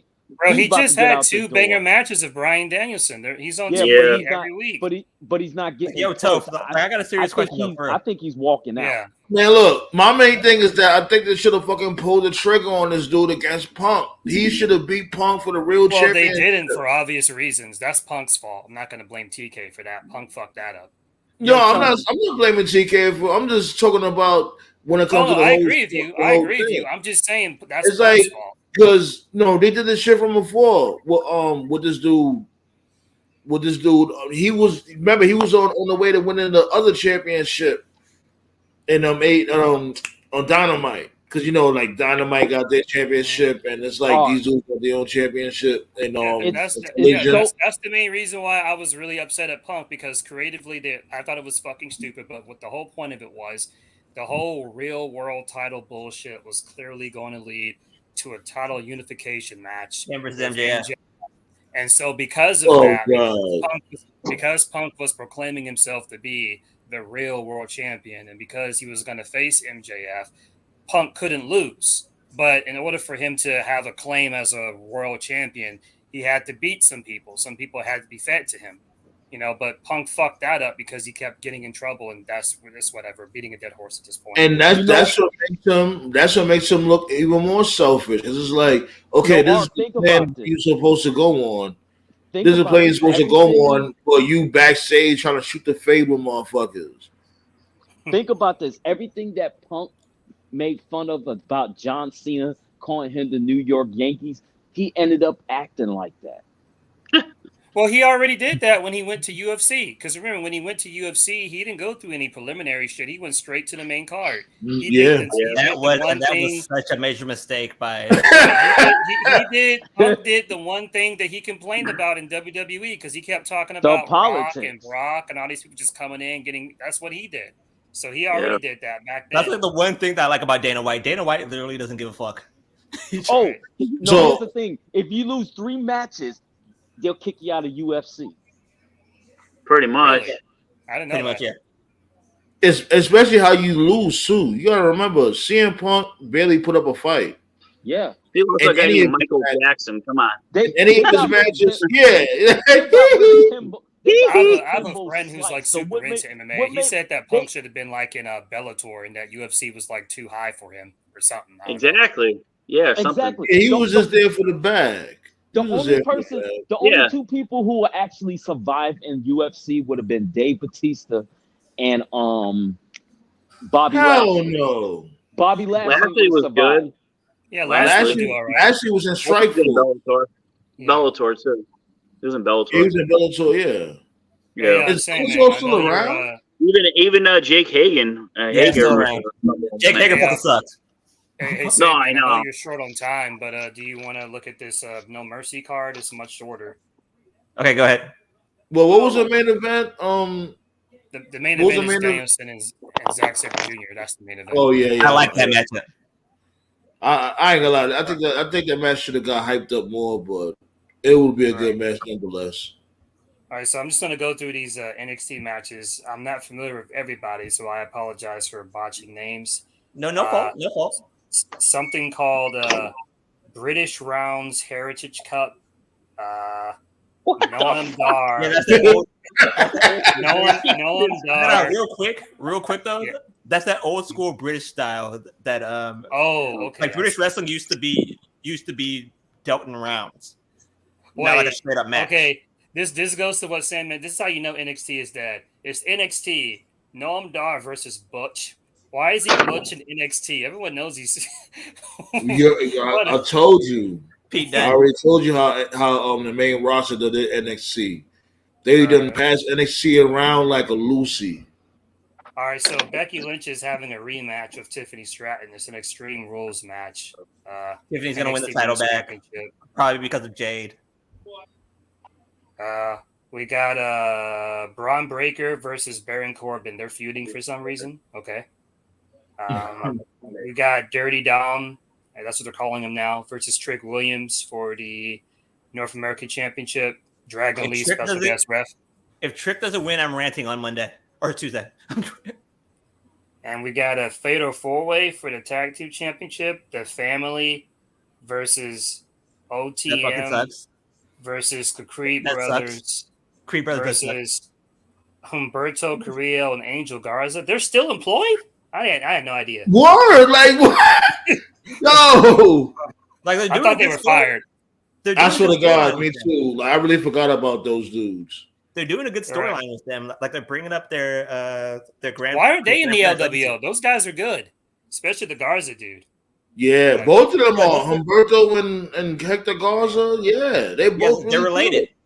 They're related. They're real life brothers. Well, the main event is Carmelo Hayes versus the Dragunov guy. I'm pretty certain Carmelo's taking the L here. So if Dragunov doesn't win, again, another rant. Well, he's already beaten him, right? Why would he lose again? So he's got to be winning then. Don't give a fuck. Don't give a fuck if he doesn't win. Yeah, what I want to do, I want to watch this dude's whole title reign because when it comes to Carmelo Hayes, I never really watched his whole title reign. But the outside looking in, he just looked like a straight up pussy because they were just, treating him like a rag doll. Remember, he's one of those champions that lost too many non-title matches. Yeah, Melo Hayes has been main roster ready. If you don't kick his ass out to the main roster, I am going. Oh God, I'm going to rant. My rule for champions has always been: if you're a champion, you should not be pinned for any reason unless it's one, you're losing the belt, or two, you lost in a tag match, setting up a future match where you then get your win back. If that's not the case, then you shouldn't be losing. Period. Then you create the Gunther problem. Gunther's never been pinned except for his only losses were in tag team matches. So you create the Gunther problem. Sure. But yeah, B. So No Mercy's tomorrow, and you got WrestleDream on Sunday. We'll talk about it on Tuesday. That's what we're gonna do. SC Colorado in between all of those. Okay. So I'm gonna be at work all day, all weekend. So y'all just keep me up to speed when it comes to those events. So I'm you gotta catch that. You gotta catch that Colorado SC matchup. Jay-Z's supposed to be there. Lil Wayne's supposed to be there. Will Ferrell's supposed to be there. Snoop's supposed to be there. Okay. Jay-Z can enjoy his free air before they investigate him. Coming soon.